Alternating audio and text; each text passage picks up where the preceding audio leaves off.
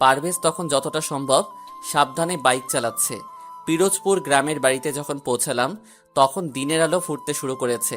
এর মধ্যে আমাদের বাড়ি ভর্তি মানুষের আনাগোনা দেখা যাচ্ছে। ভোররাত থেকে যারা শুনেছে তারা সবাই চলে এসেছে। থানা থেকে পুলিশ এখনো আসেনি, তাই লাশ ঠিক সেভাবেই পড়ে আছে। মা বাবার শোবার ঘরে ফ্লোরে গলাকাটা মরদেহ অবস্থায় পড়ে আছে আমার প্রিয় মা। তারই কাছে গলাকাটা অবস্থায় পড়ে আছে বাবা। আর বাবার হাতের কাছে একটা ছুরি। দেখেই মোটামুটি বোঝা যাচ্ছে যে বাবা নিজেই নিজের গলা কেটে ফেলেছে। কিন্তু কেন, কিসের জন্য? বাবার মনে তো এমন কোনো কষ্ট ছিল না যাতে করে সে এভাবে মাকে খুন করে নিজে আত্মহত্যা করতে পারে। তাহলে কারণ কি? আমার চিৎকারে তখন ঘরের দরজা জানালা সব ভেঙে যাবার উপক্রম।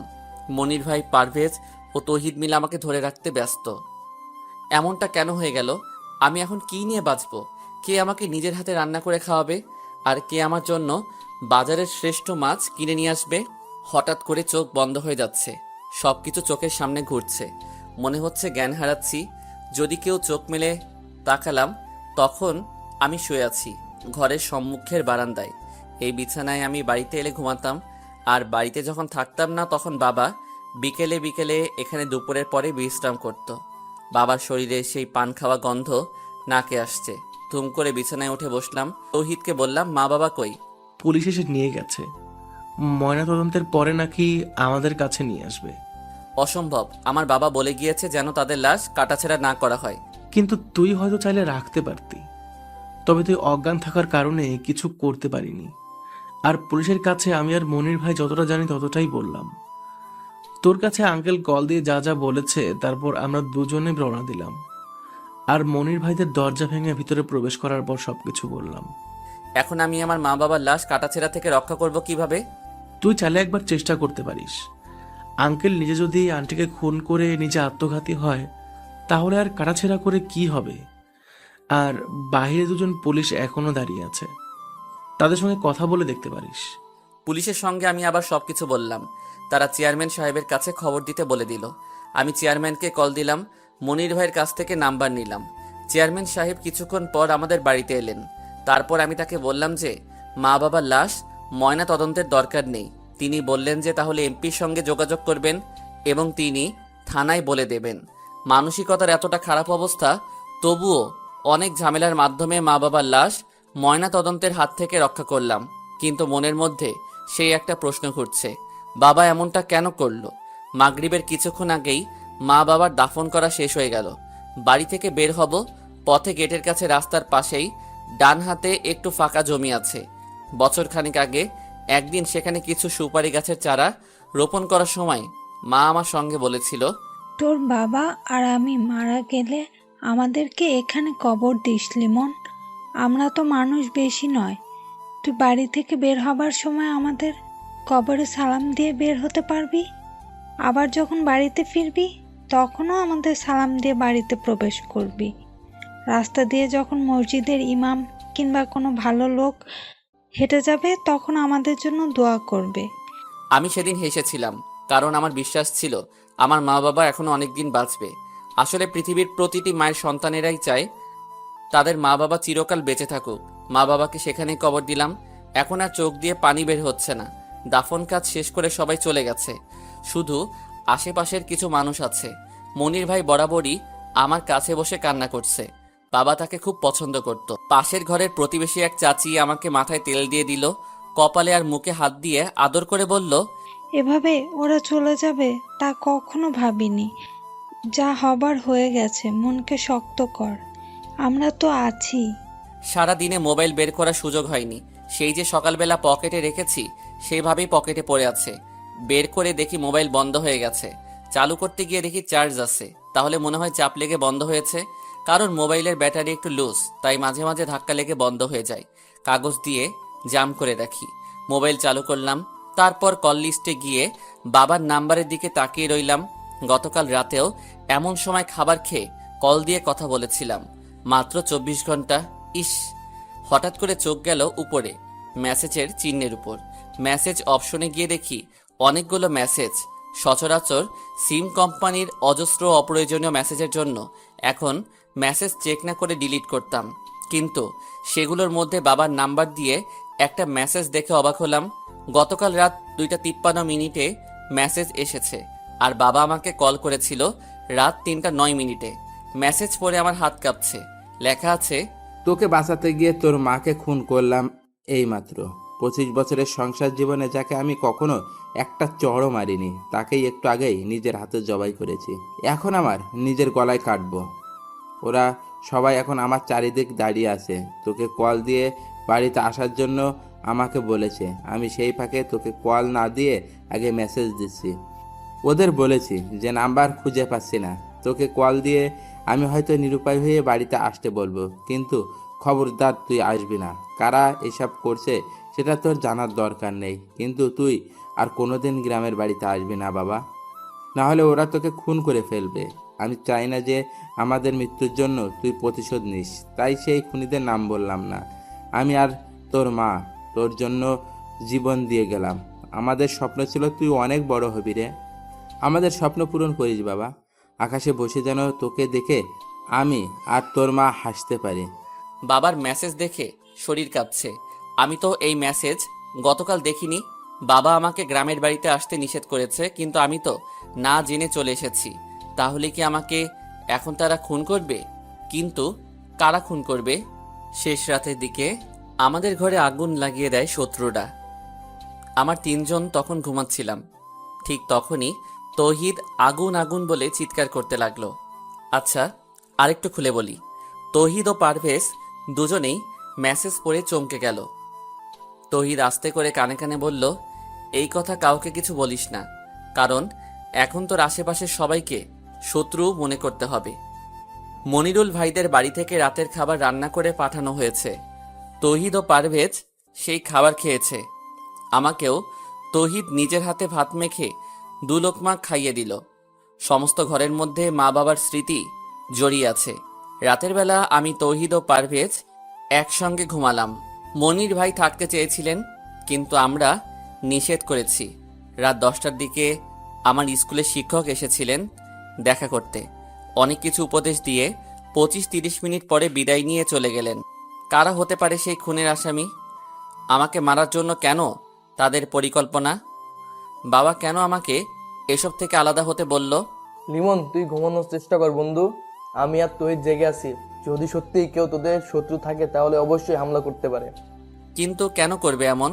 আমার তো কোনো শত্রু নেই, আর তাছাড়া আমরা কারো ক্ষতি করিনি কোনোদিন। দোস্ত, আজকাল ভালো মানুষদের ধ্বংস করার জন্য পৃথিবীতে অনেক খারাপ মানুষ আছে রে। নিশ্চয়ই এখানে অনেক বড় কিছু ঘটনা আছে, তাই সেটা আমাদের খুঁজে বের করতে হবে। কিন্তু বাবা তো আমাকে গ্রামে আসতে নিষেধ করেছে। তাহলে কি বাবার শেষ অনুরোধ রাখতে পারবো না? তুই নিজে গ্রাম ত্যাগ করবি, কিন্তু গোয়েন্দা বা সিআইডি মোতায়েন করতে হবে। তারা অবশ্যই এই রহস্যের উন্মোচন করতে সক্ষম হবে। তখন সবকিছু পরিষ্কার হবে। এরপরই আমরা চুপচাপ শুয়ে রইলাম। বাইরে ও ঘরের মধ্যে বৈদ্যুতিক বাতি জ্বলছে। মা বাবার কত স্মৃতি মনে পড়ে যাচ্ছে। চোখ বেয়ে অজান্তেই অগোচরে পানি বের হয়ে আসছে। এইভাবেই কখন চোখ বন্ধ করে ছিলাম জানি না, কিন্তু হঠাৎ করে তৌহিদের মুখে আগুন আগুন চিৎকার শুনে খুব ভয় পেয়ে বিছানায় বসলাম। দোস্ত, তাড়াতাড়ি বের হতে হবে, নাইলে সবাই আগুনে পুড়ে মারা যাবে।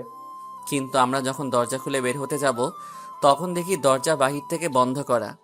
3টা দরজা দিয়ে বাহির হওয়া যায়, কিন্তু সবগুলোই বাহির থেকে বন্ধ করে রাখা হয়েছে। গতকাল যেই পিছনের দরজা ভেঙে মনির ভাই প্রবেশ করেছিল, সেটা আজকে একদম ভালো করে পেরেক ঠুকে বন্ধ করে দিয়েছি। কিছু বাকি 2টি দরজা কারা বন্ধ করলো?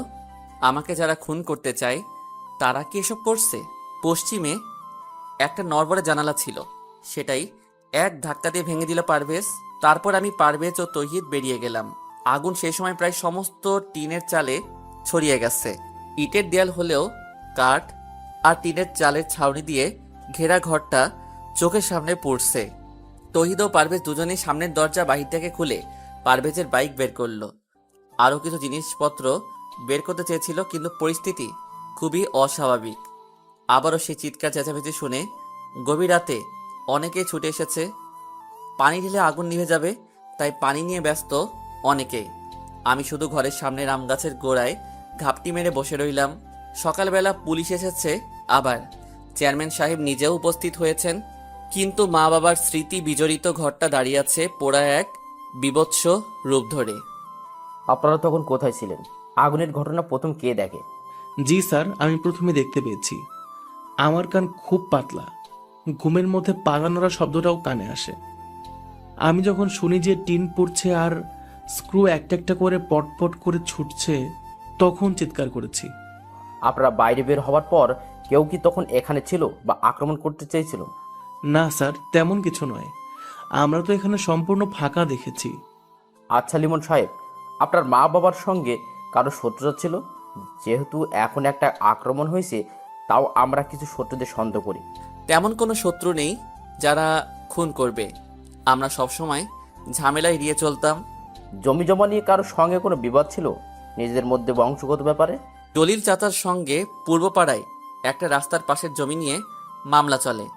তবে বাবা সপ্তাহখানিক আগে বলছিল যে জলিল চাচা নাকি আমাদের জমি ফিরিয়ে দিতে রাজি হয়েছে। এমন তো হতে পারে সেই জলিল পরিকল্পনা করে ইচ্ছে করেই জমি ছেড়েছে, কারণ মনে মনে একদম খুন করার ষড়যন্ত্র ছিল।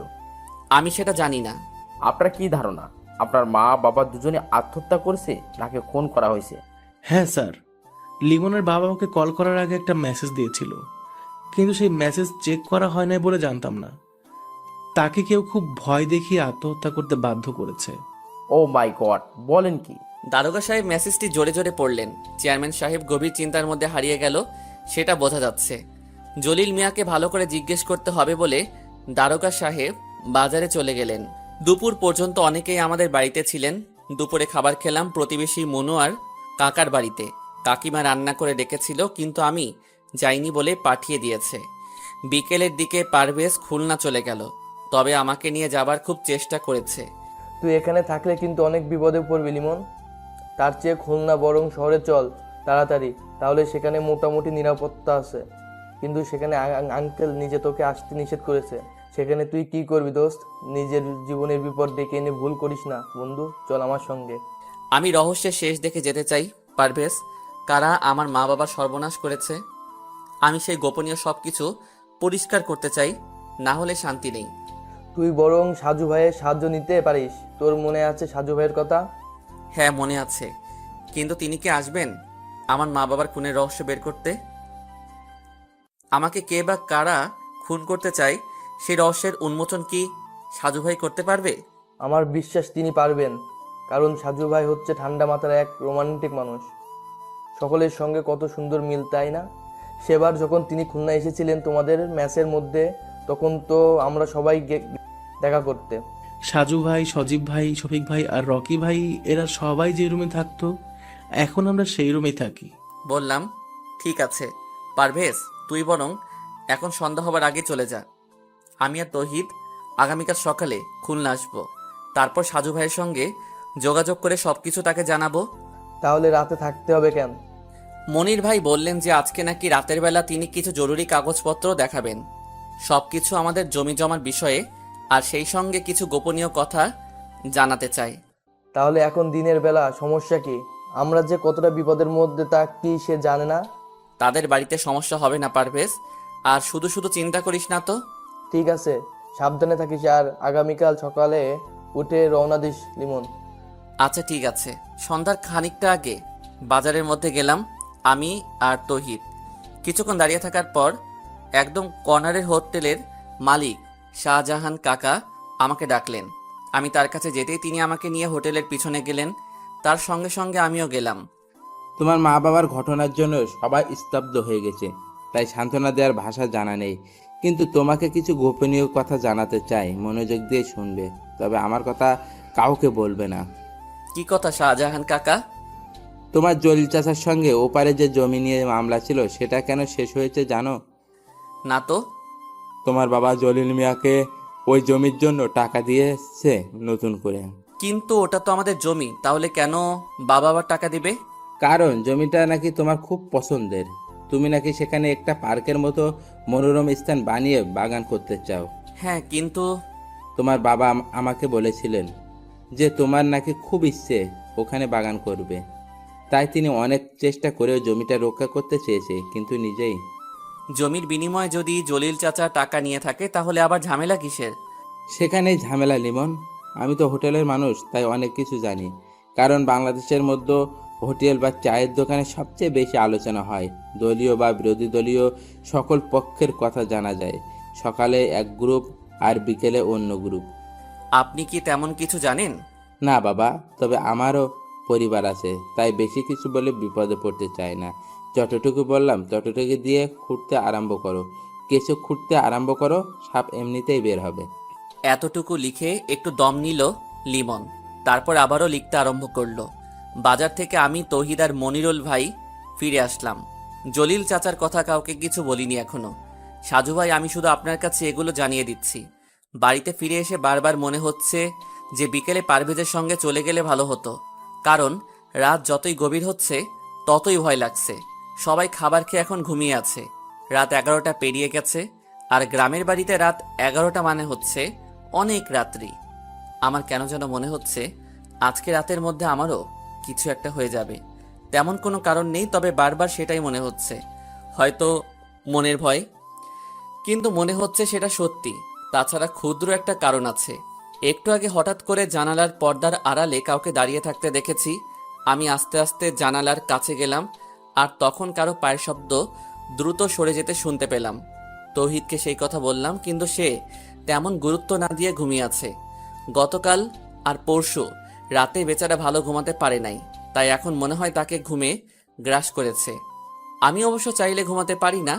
তাছাড়া জানালার ঘটনাটা খুব ভাবাচ্ছে আমাকে, তাই যতক্ষণ সম্ভব জাগ্রত হয়ে থাকতে চাই। পরশু রাত 3টায় বাবার সেই কল করার পর থেকে যা যা ঘটেছে সব কিছু সাজিয়ে লিখে দিলাম সাজু ভাই। সত্যি বলছি, আমার খুব ভয় করছে। যদি রাতের মধ্যে বা যে কোনো সময় আমি খুন হয়ে যাই, তাহলে সেই খুন আর মা বাবার খুনের রহস্য বের করার দায়িত্ব আপনার। আপনার এক ছোট ভাই হয়ে সেই দায়িত্ব আপনাকে দিলাম। আশা করি আপনি আসবেন। আমার বন্ধু পারভেজ, তৌহিদ ও আমার নিজের নাম্বার দিয়ে রাখলাম। যদি তৌহিদও আমার নাম্বারে না পান, তাহলে পারভেজের নাম্বারে কল দেবার অনুরোধ রইল। ইতি মোহাম্মদ লিমন, পিরোজপুর।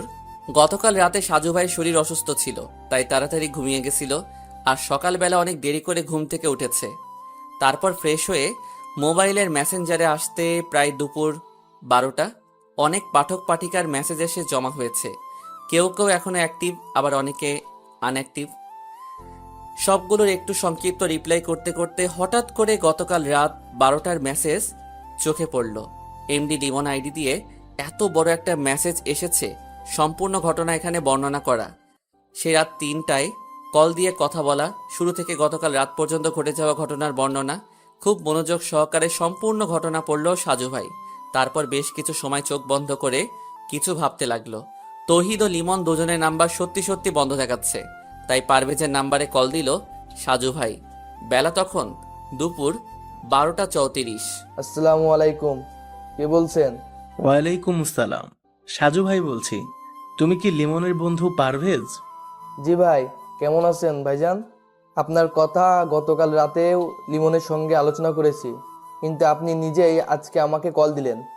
ভাইজান, আমার বন্ধু খুব বিপদ, একটু সাহায্য করবেন?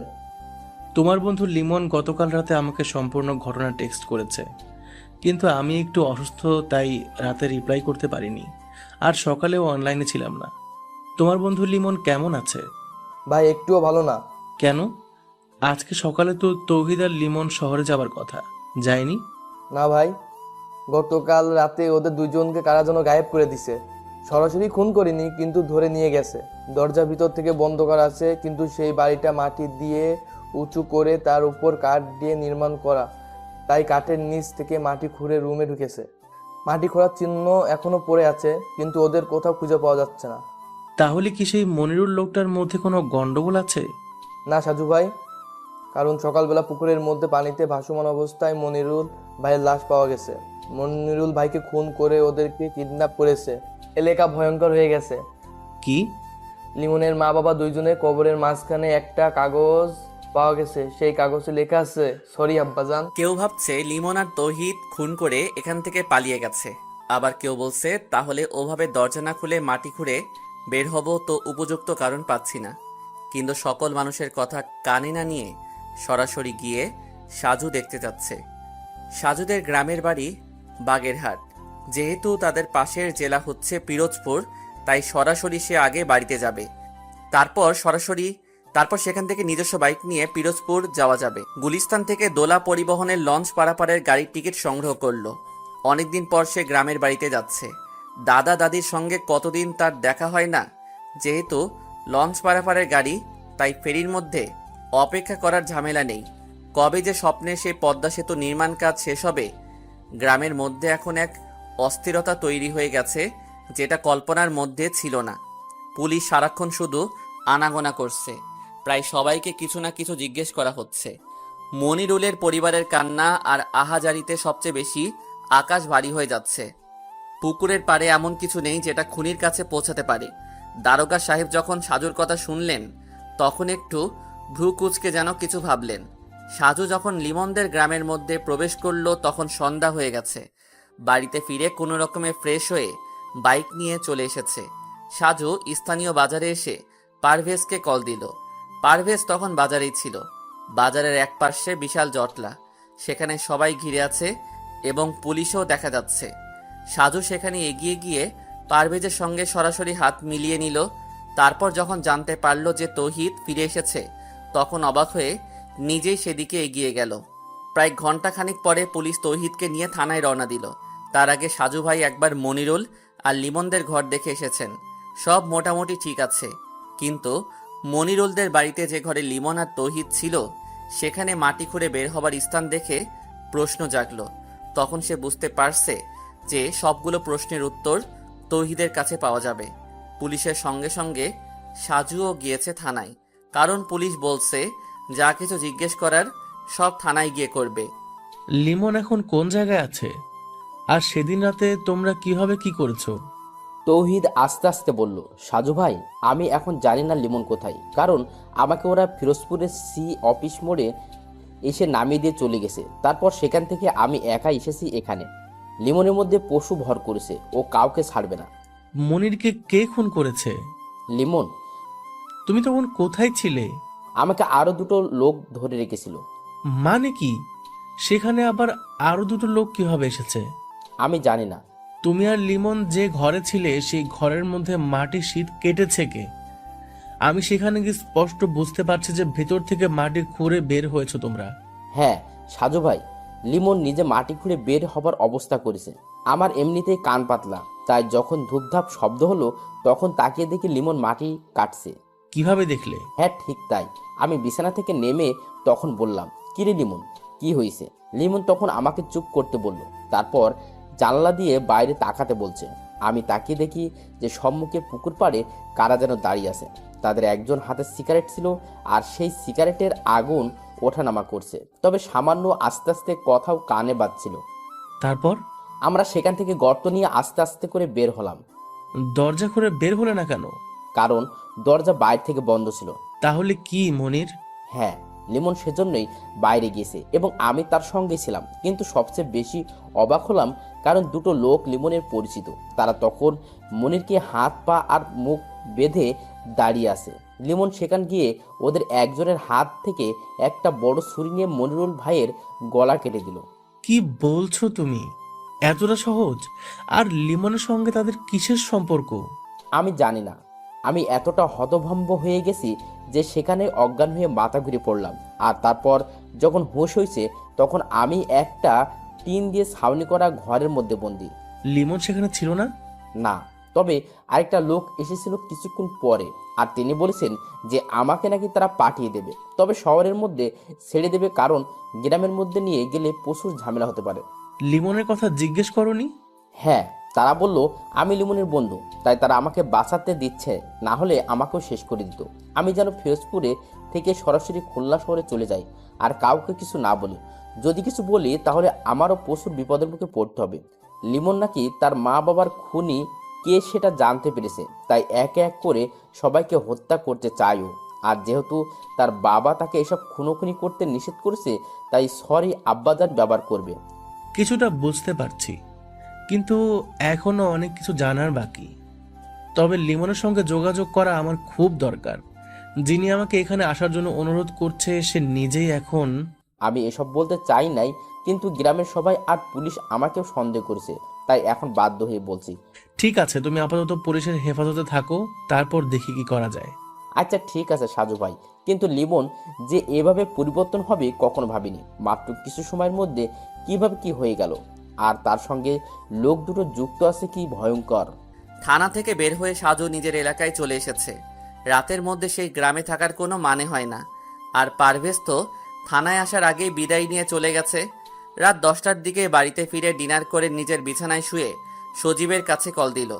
আসার পথে সজীব কল দিছিল, কিন্তু তখন কথা বলতে পারে নাই। হ্যাঁ সজীব, কি খবর? বেশি ভালো না সাজু। কেন? রুহির মা অসুস্থ, তাকে ঢাকা মেডিকেল কলেজ হাসপাতালে ভর্তি করা হয়েছে। রুহি এখন সেই হাসপাতালে আছে। আমি তো চট্টগ্রামে আছি, আর তুই আজকে নাকি বাড়িতে গেলি। হ্যাঁ, পিরোজপুরে একটা মামলার মধ্যে জড়িয়ে যাওয়ার সম্ভাবনা আছে, তবে আগের চেয়ে এটা বেশ জটিল মনে হচ্ছে। কি রকম? ছেলেটা খুলনায় আমরা যেই মেসে ছিলাম সেই মেসেই থাকে।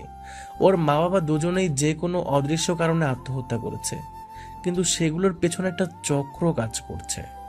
তাদের সন্দেহ করে এখন ওই ছেলে খুন করা শুরু করেছে। বেশি জটিল সমস্যা। হ্যাঁ, আর একা একা ভালো লাগে না। রকি বা তুই যে কোনো একজন সঙ্গী হলে ভালো হতো। তাহলে ছুটি নিয়ে আসবো নাকি? যদি পারিস তবে বেশ ভালো হবে। ঠিক আছে, কালকে অফিসে গিয়ে দেখি। অনেক ধন্যবাদ বন্ধু। আচ্ছা, তুই একটু সময় করে রুহির কাছে কল দিয়ে কথা বলিস। বেচারির বাবার তো তোর জন্য ফাঁসি হয়ে গেল, এখন তার মা অসুস্থ হয়ে গেছে, তাই খুব কান্না করছে। আচ্ছা ঠিক আছে। 3-4 দিন ধরে শরীরে হালকা জ্বর, গতকাল রাতে তাই তাড়াতাড়ি ঘুমিয়েছিল। আজকে ভ্রমণ করে আরও বেশি ক্লান্ত লাগছে, তাই বিছানায় শুয়ে একটু পরেই ঘুমিয়ে গেল সাজুভাই। সকালবেলা 10:30টার দিকে ঘুম ভেঙে গেল, তাও আবার দাদির ডাকাডাকিতে। দাদির কাছে জানতে পারল যে কে যেন তার সঙ্গে দেখা করতে এসেছে। বাহিরে এসে সাজু তাকে চিনতে পারছে না, তবে লোকটা বেশ বয়স্ক। বসে বসে তারা দাদার সঙ্গে গল্প করছে। সাজু মনে মনে ভাবল, দাদা আবার নতুন করে বিয়ে দেবে নাকি। আসসালামু আলাইকুম। ওয়ালাইকুম আসসালাম। কেমন আছেন আপনি? জি আলহামদুলিল্লাহ। আপনি কেমন আছেন? আর আপনি কিন্তু আমার দাদার বয়সী, তাই নাতি হিসেবে তুমি করে বললে খুশি হব। ঠিক আছে, তাই হবে। আমি লিমনের নানা, তাই সম্পর্কে ঠিকই আছে। কোন লিমন? যার মা বাবা দুজনই খুন হয়েছে, আর লিমন নিজে এখন কোথায় আছে কেউ জানে না। আপনি তার নানা? হ্যাঁ, তবে আপন নানা নয়, ওরা মায়ের সম্পর্কে চাচা হই আমি। লিমনের নানা মারা গেছে অনেক আগেই, তারপর থেকে ওর মাকে আমি মানুষ করেছিলাম। বুঝতে পেরেছি, কিন্তু আমি গতকালই লিমনের সেই মোটরসাইকেলওয়ালা বন্ধুর কাছে শুনেছি যে সে সাজু নামের এক গোয়েন্দা আসবে। সারাদিন অপেক্ষায় রইলাম, কিন্তু যখন এলে তখন দেখা করতে পারলাম না। কিন্তু কেন? আজ সকালে থানায় গিয়ে তোমার বিষয় জানতে পারি, তবে গতকালই লিমনের বন্ধুর কাছে শুনেছি তোমার বাসা বাগেরহাট আর এই উপজেলায়। আমি এক সময় ফিরোজপুর জেলা স্কুলের শিক্ষক ছিলাম। আমার এক ছাত্র আছে তোমাদের এই গ্রামের মধ্যে। আজকে সকালে যখন তাকে তোমার নাম করে জিজ্ঞেস করেছি, তখন সে তোমার ঠিকানা দিয়েছে। আমাকে এতটা জরুরি ভিত্তিতে খুঁজে বের করার কারণ কি?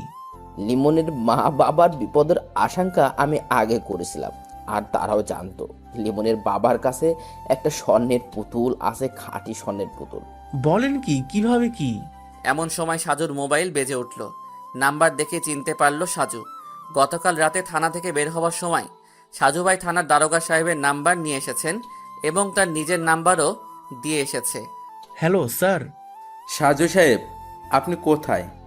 আমি তো বাড়িতে। আপনি? আমি এখন সেই লিমনদের গ্রামের মধ্যে তাদের স্থানীয় বাজারে আছি।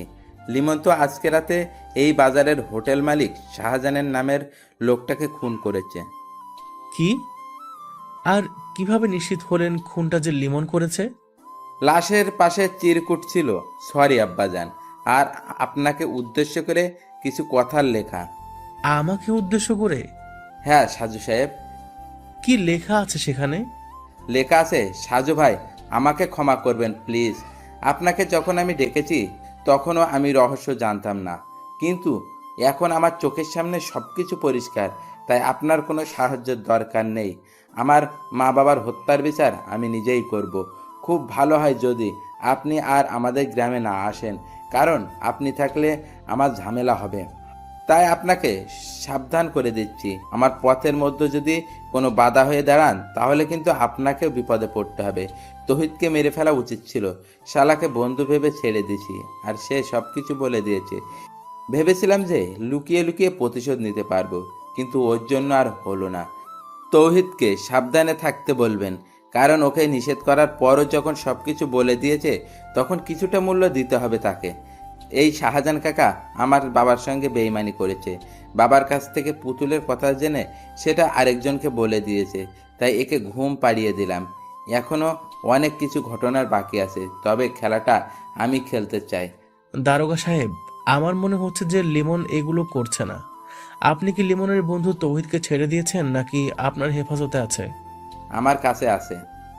তাকে আটকে রাখুন। নিশ্চয়ই তৌহিদ কোনো কিছু লুকাচ্ছে, কারণ একটা অদৃশ্য মেঘ চোখের সামনে ঘুরছে। দেখুন, সেটা হয়তো সম্ভব না। উপর মহল থেকে সকালবেলা কল এসেছে, তাই তৌহিদকে ছেড়ে দিতে হবে। মানে তৌহিদের উপরে লোক আছে? হ্যাঁ, তার এক আঙ্কেলের সঙ্গে এমপি সাহেবের খুব ভালো সম্পর্ক আছে, তাই এমপি সাহেবের সুপারিশে ছাড়তে হবে। নিশ্চয়ই কোনো ঝামেলা আছে, না হলে তো এমন ছোট্ট বিষয় নিয়ে এমপি সাহেবের মাথা ব্যথা হওয়ার কোনো কারণ নেই। আর একটি কথা সাজু সাহেব, জি বলেন। আপনাকে আর এই মামলার বিষয়ে এদিকে আসতে হবে না। আমরা সবাই লিমনকে ধরার চেষ্টা করছি। কিন্তু কেন? এখানে কোনো রহস্য নেই।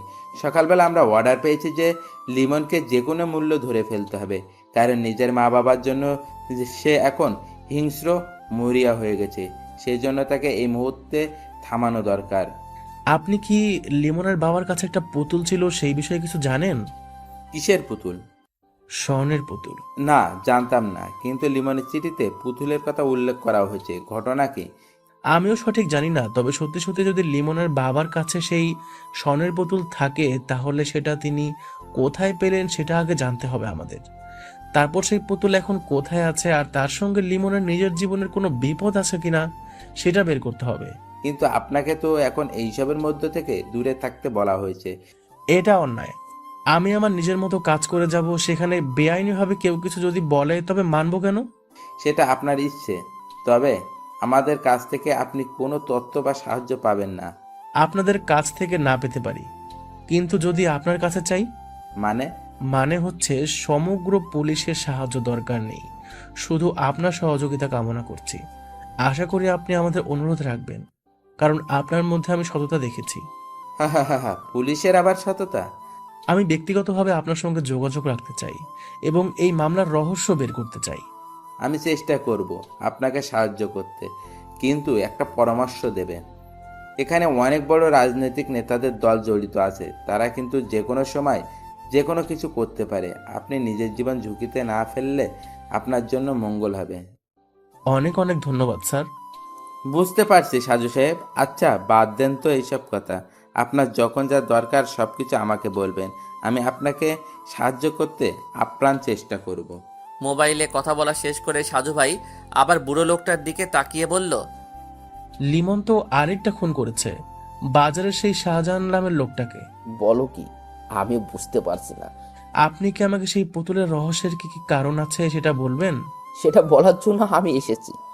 একটু তাড়াতাড়ি বলবেন প্লিজ। আমি খুব অসুস্থ, আমার বসতে কষ্ট হচ্ছে। ঠিক আছে, সংক্ষিপ্ত করে বলে, মাসখানেক হবে লিমনের বাবা সুন্দরবন গেছিল খাঁটি মধুর জন্য। সেখানে যারা সচরাচর জঙ্গল থেকে মধু সংগ্রহ করে তাদের কাছ থেকে খাঁটি মধু কেনার জন্য গেল। একটা লোক সঙ্গে আমাদের ফিরোজপুরে পরিচয় হয়েছে তার।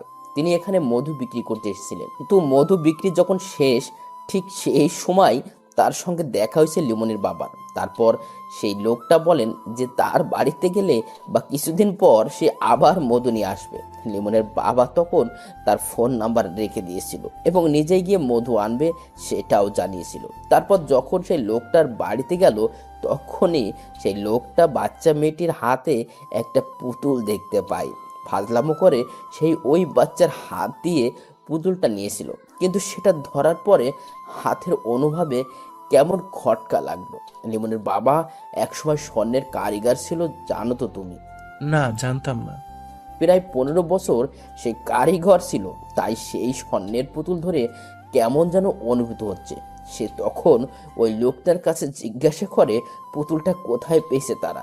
লোকটা বলে যে তিনি নাকি জঙ্গলের মধ্যে পেয়েছেন, তারপর লুঙ্গির ভাঁজে নিয়ে এসে মেয়েকে দিয়েছেন। তখন সেই লোকটাকে বলে লিমনের বাবা পুতুলটা নিজের সঙ্গে করে নিয়ে আসে। তারপর ফিরোজপুর এসে নিজের পরিচিত পুরনো এক বন্ধুর কাছে গিয়ে সেটা পরীক্ষা করে, আর সেটাই ছিল তার চরম একটা ভুল। চরম ভুল কেন? কারণ সে যেহেতু কারিগর ছিল, তাই চাইলে নিজের ঘরে বসে পরীক্ষা পান, কিন্তু যখন প্রমাণিত হয়েছে যে ওটা খাঁটি স্বর্ণ, তখন তার সেই স্বর্ণকার বন্ধুর মনে শয়তানি আরম্ভ হয়ে গেল। কিরকম? এত বড় একটা স্বর্ণের পুতুল দেখে যে কেউ তো লোভে পড়তে পারে, স্বাভাবিক। তারপর? লিমনের বাবা তখন তার বন্ধুর কাছে সেই মধু বিক্রেতার কথা বলে দেয়। এটা ছিল দ্বিতীয় ভুল, কিন্তু বিশ্বস্ত বন্ধু তাই বলতে দ্বিধা করে নাই। সেই বন্ধু তখনই পরের দিন মধু বিক্রেতার কাছে চলে গেল, কারণ যেখানে ওটা পাওয়া গেছে সেখানে গিয়ে আরো সন্ধান করার জন্য। তারপর?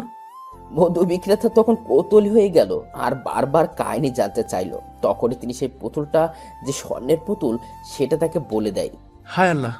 তখন মধু বিক্রেতা চলে এলো লিমনদের গ্রামের বাড়িতে এবং খুঁজে বের করলো তাদের বাড়ি, কিন্তু লিমনের বাবা পুতুলের কথা অস্বীকার করেন এবং তাকে চলে যেতে বলে। তখন লোকটা গিয়ে সরাসরি চেয়ারম্যান সাহেবের কাছে সবকিছু খুলে বলে। এবার আরেক লোভের জিহ্বা চকচক করা শুরু করেছে।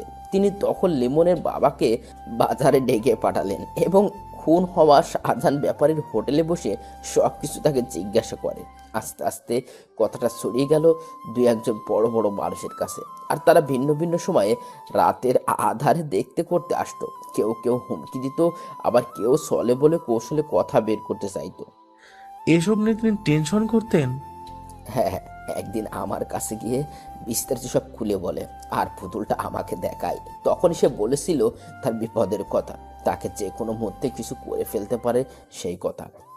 তাহলে তো লিমনের বাবাও লোভী মানুষ, কারণ তিনি এটা একা একা হজম করতে চায়। হ্যাঁ ঠিক, আমি তাকে সেটাই বোঝাতে চেষ্টা করেছি, কিন্তু সে আমাকে ভুল বুঝে চলে আসে। তারপর এর মাত্র 3 দিনের মাথায় এমন একটা মর্মান্তিক ঘটনা ঘটে গেল। সেই পুতুল কোথায় কেউ জানে? এখন পর্যন্ত না। লিমনের বাবা সেটা নিজে মনে হয় লুকিয়ে রেখেছে। এই সমস্ত ঘটনা পুলিশের কাছে না বলে কেন আমাকে বলতে এসেছেন জানতে পারি? পুলিশের ওপর বিশ্বাস নেই, আর তোমার বিষয়ে যখন জানলাম যে তুমি মোটামুটি বড়লোক বাবার সন্তান, তোমার বাবা লন্ডনে থাকে, আর তাছাড়া তুমি গোয়েন্দা, তাই বলতে ইচ্ছা করছিল হয়তো সেই খুনের রহস্য উন্মোচন করতে পারবে। তার তোমাকে সেই পুত্রের রহস্য নিয়ে এগোতে হবে।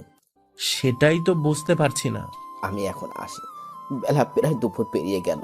না না, দুপুরে খাওয়া দাওয়া করে যান। না, আমি চলে যাব, কিন্তু অবশ্যই আবার তোমার সঙ্গে দেখা হবে। ঠিক আছে।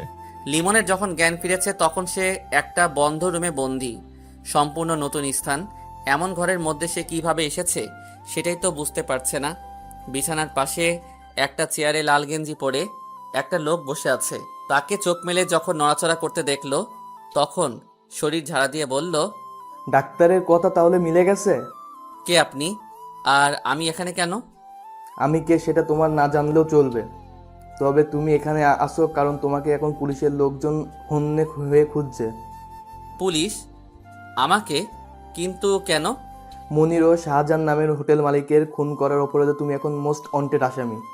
আমি কখন খুন করেছি? সেদিন রাতে আমি তো ঘুমিয়েছিলাম, তারপর তো কিছু মনে নেই।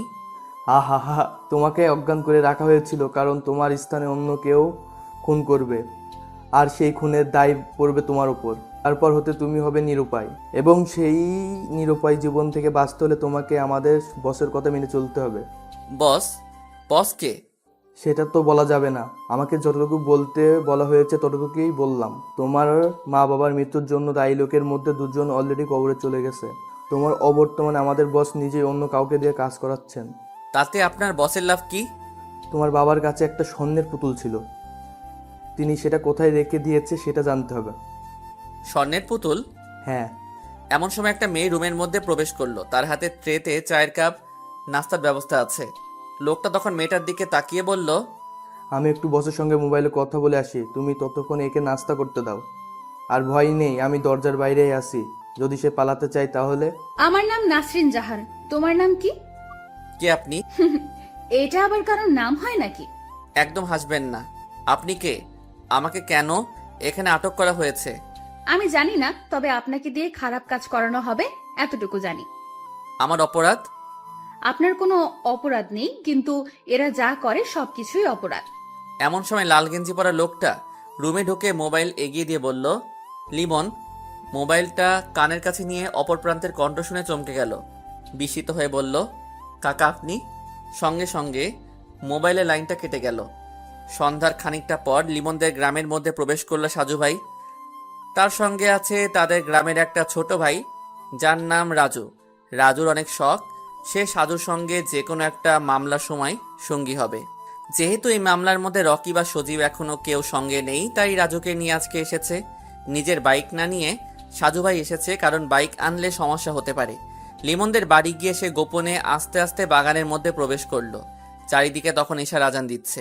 বেশ কিছুক্ষণ পর সাজু সেখান থেকে বের হবার জন্য উঠে দাঁড়ালো, কিন্তু এখানে আসার কোনো কারণ বুঝতে পারল না রাজু। হঠাৎ করে সেই অন্ধকার বাগানের মধ্যে কারো কথার শব্দ শুনতে পেল। কিছুক্ষণ মনোযোগ দিয়ে শোনার পরে হঠাৎ করে সেই ফিসফিস করে কথা বলতে থাকা স্থান থেকে একটা জোরে কাশি বের হলো। বাগানের মধ্যে চেয়ারম্যান সাহেবের কাশির শব্দ পেয়ে থমকে গেল সাজু ভাই। যদিও সে এখানে একটা আশঙ্কা নিয়ে এসেছে, কিন্তু চেয়ারম্যান যে নিজে উপস্থিত হবে সেটা বুঝতে পারে নাই। তবে নিজেকে কিছুটা ভাবনার মধ্যে নিয়ে গেল, কারণ সে চেয়ারম্যান সাহেবের সঙ্গে মাত্র একবারই দেখা করেছে। আর তখনই এই চেয়ারম্যানের কাশির শব্দ মগজে গেঁথে গেছে, কারণ সেদিন এই কাশিটা খুব বিরক্ত লাগছিল। একটু পরে চেয়ারম্যান সাহেব বাগান থেকে বের হয়ে গেল। সাজু ভাই ও রাজু দুজনেই আস্তে আস্তে বের হলো। এই মুহূর্তে মুখোমুখি হওয়া যাবে না। মনের সকল প্রশ্ন চেপে রেখে অনুসন্ধান করতে হবে গভীরভাবে। নিজেদের এলাকায় ফেরার পথে রাজু জিজ্ঞেস করলো, আমার এখানে কেন এসেছিলাম সাজু ভাই? আর ওই লোকটা এখানে কেন? যেহেতু একটা পুতুল নিয়ে সবকিছুর গন্ডগোল, তাই সেটা অবশ্যই কেউ না কেউ অনুসন্ধান করবে। তাছাড়া যিনি এখানে এসেছেন তিনি এলাকার চেয়ারম্যান, তবে আমার অনুমান মিথ্যাও হতে পারে। তাহলে কি চেয়ারম্যান জড়িত? জড়িত হতে পারে, কিন্তু মূল নয়, কারণ এমন করে পরিকল্পনা করার সাহস তিনি একা নিতে পারবে না। লিমনের সঙ্গে কি কোনোভাবে যোগাযোগ করার চেষ্টা করছেন ভাই? না, কিভাবে করব? আমি তো জানি না। আচ্ছা, ভেবে দেখি। রাতে ডিনার করে সাজু কিছুক্ষণ বিছানায় বসে বসে ভাবতে লাগলো। সবকিছু যেন জট পাকিয়ে আছে। চেইন সেলাইয়ের মতো একবার খুলতে পারলে এক টানে সবটা খুলে যাবে, কিন্তু যদি গিট্টু লেগে যায় তাহলে মেলা মেলা সময় লাগবে। 1. তহিদ কেন মিথ্যা বলেছে? 2. লিমনের বাবার সেই পুতুল এখন কোথায়? 3. মনিরুল লোকটাকে খুন করলো কেন? রাত প্রায় গভীর। বিছানায় শুয়ে অন্ধকার রুমের মধ্যে কান্না করছে লিমন। মা বাবার কথা বড্ড মনে পড়ছে তার। সন্ধ্যাবেলা ঘুমিয়েছিল, তখনই বাবাকে স্বপ্নে দেখল। অনেক কিছু উপদেশ দিয়ে চলে গেল। ঘুম থেকে উঠে সেই সময় ধরে চোখের পানি পড়ছে। নিজে এখন অপরাধী হয়ে সবকিছুর জন্য দায়ী, অথচ সে কিছু জানেই না। দরজা খোলার ক্যাট করে শব্দ হলো। অন্ধকারে কেউ একজন দরজা খুলে প্রবেশ করলো। যিনি প্রবেশ করেছে তিনি হয়তো লুকিয়ে এসেছে, কারণ সে বাতি অন করে নাই। আস্তে করে বিছানার পাশে কিছুক্ষণ দাঁড়িয়ে রইল, তারপর একটা হাত এগিয়ে দিল লিমনের কপালে। মনে হচ্ছে সেই নাসরিন মেয়েটা এসেছে। লিমনের কপালে হাত দিয়ে কিছু বুঝতে চেষ্টা করলো, কিন্তু গালের কাছে হাত পড়তেই গাল ভেজা অনুভব করে মেয়েটা আস্তে করে বলল, আপনি কি জেগে আছেন?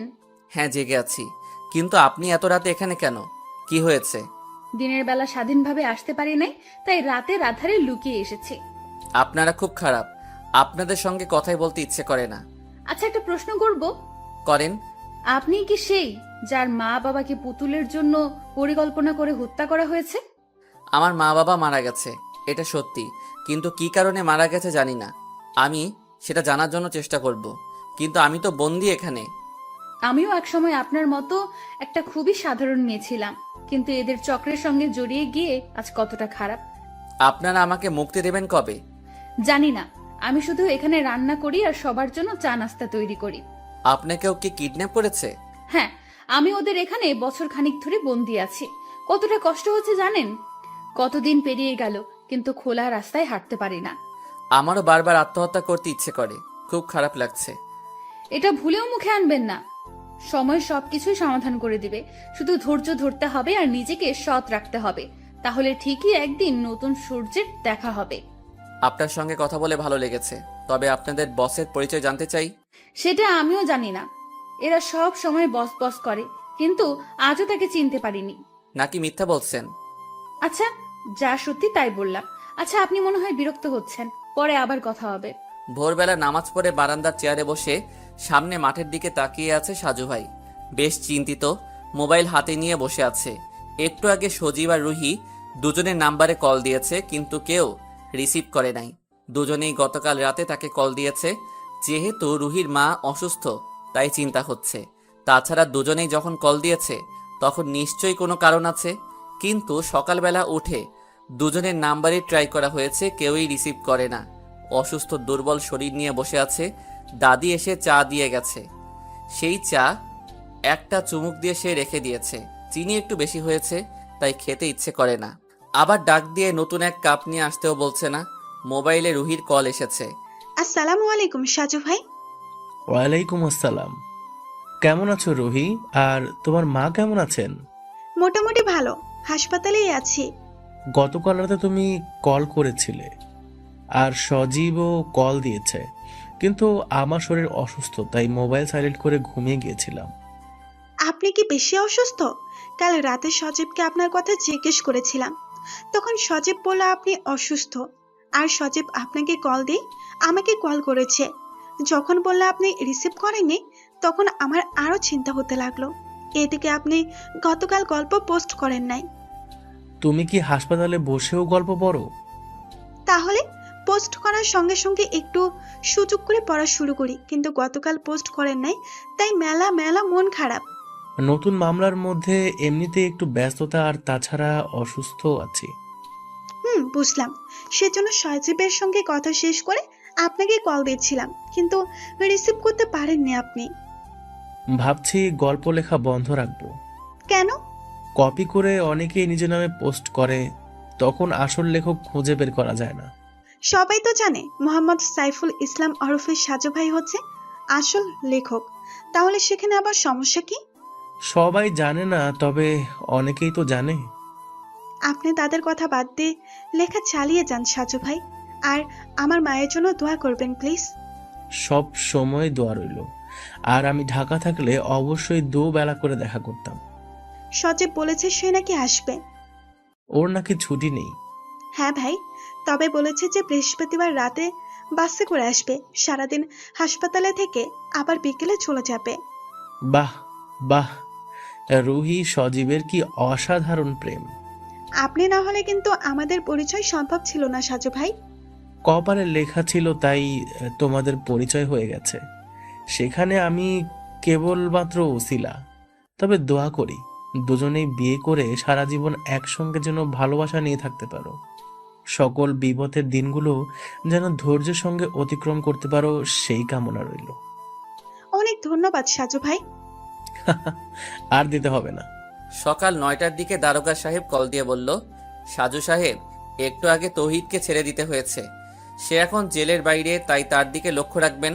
তারপর সাজু ভাই পারভেজের নাম্বারে কল দিয়ে তৌহিদের নাম্বার নিল। তৌহিদকে যখন কল দিল তখন তৌহিদ বাসের মধ্যে বসে আছে। হ্যালো, কে? তৌহিদ, আমি সাজু ভাই বলছি। তুমি এখন কোন জায়গায় আছো? ভাই, আমি বাসের মধ্যে বসে আছি।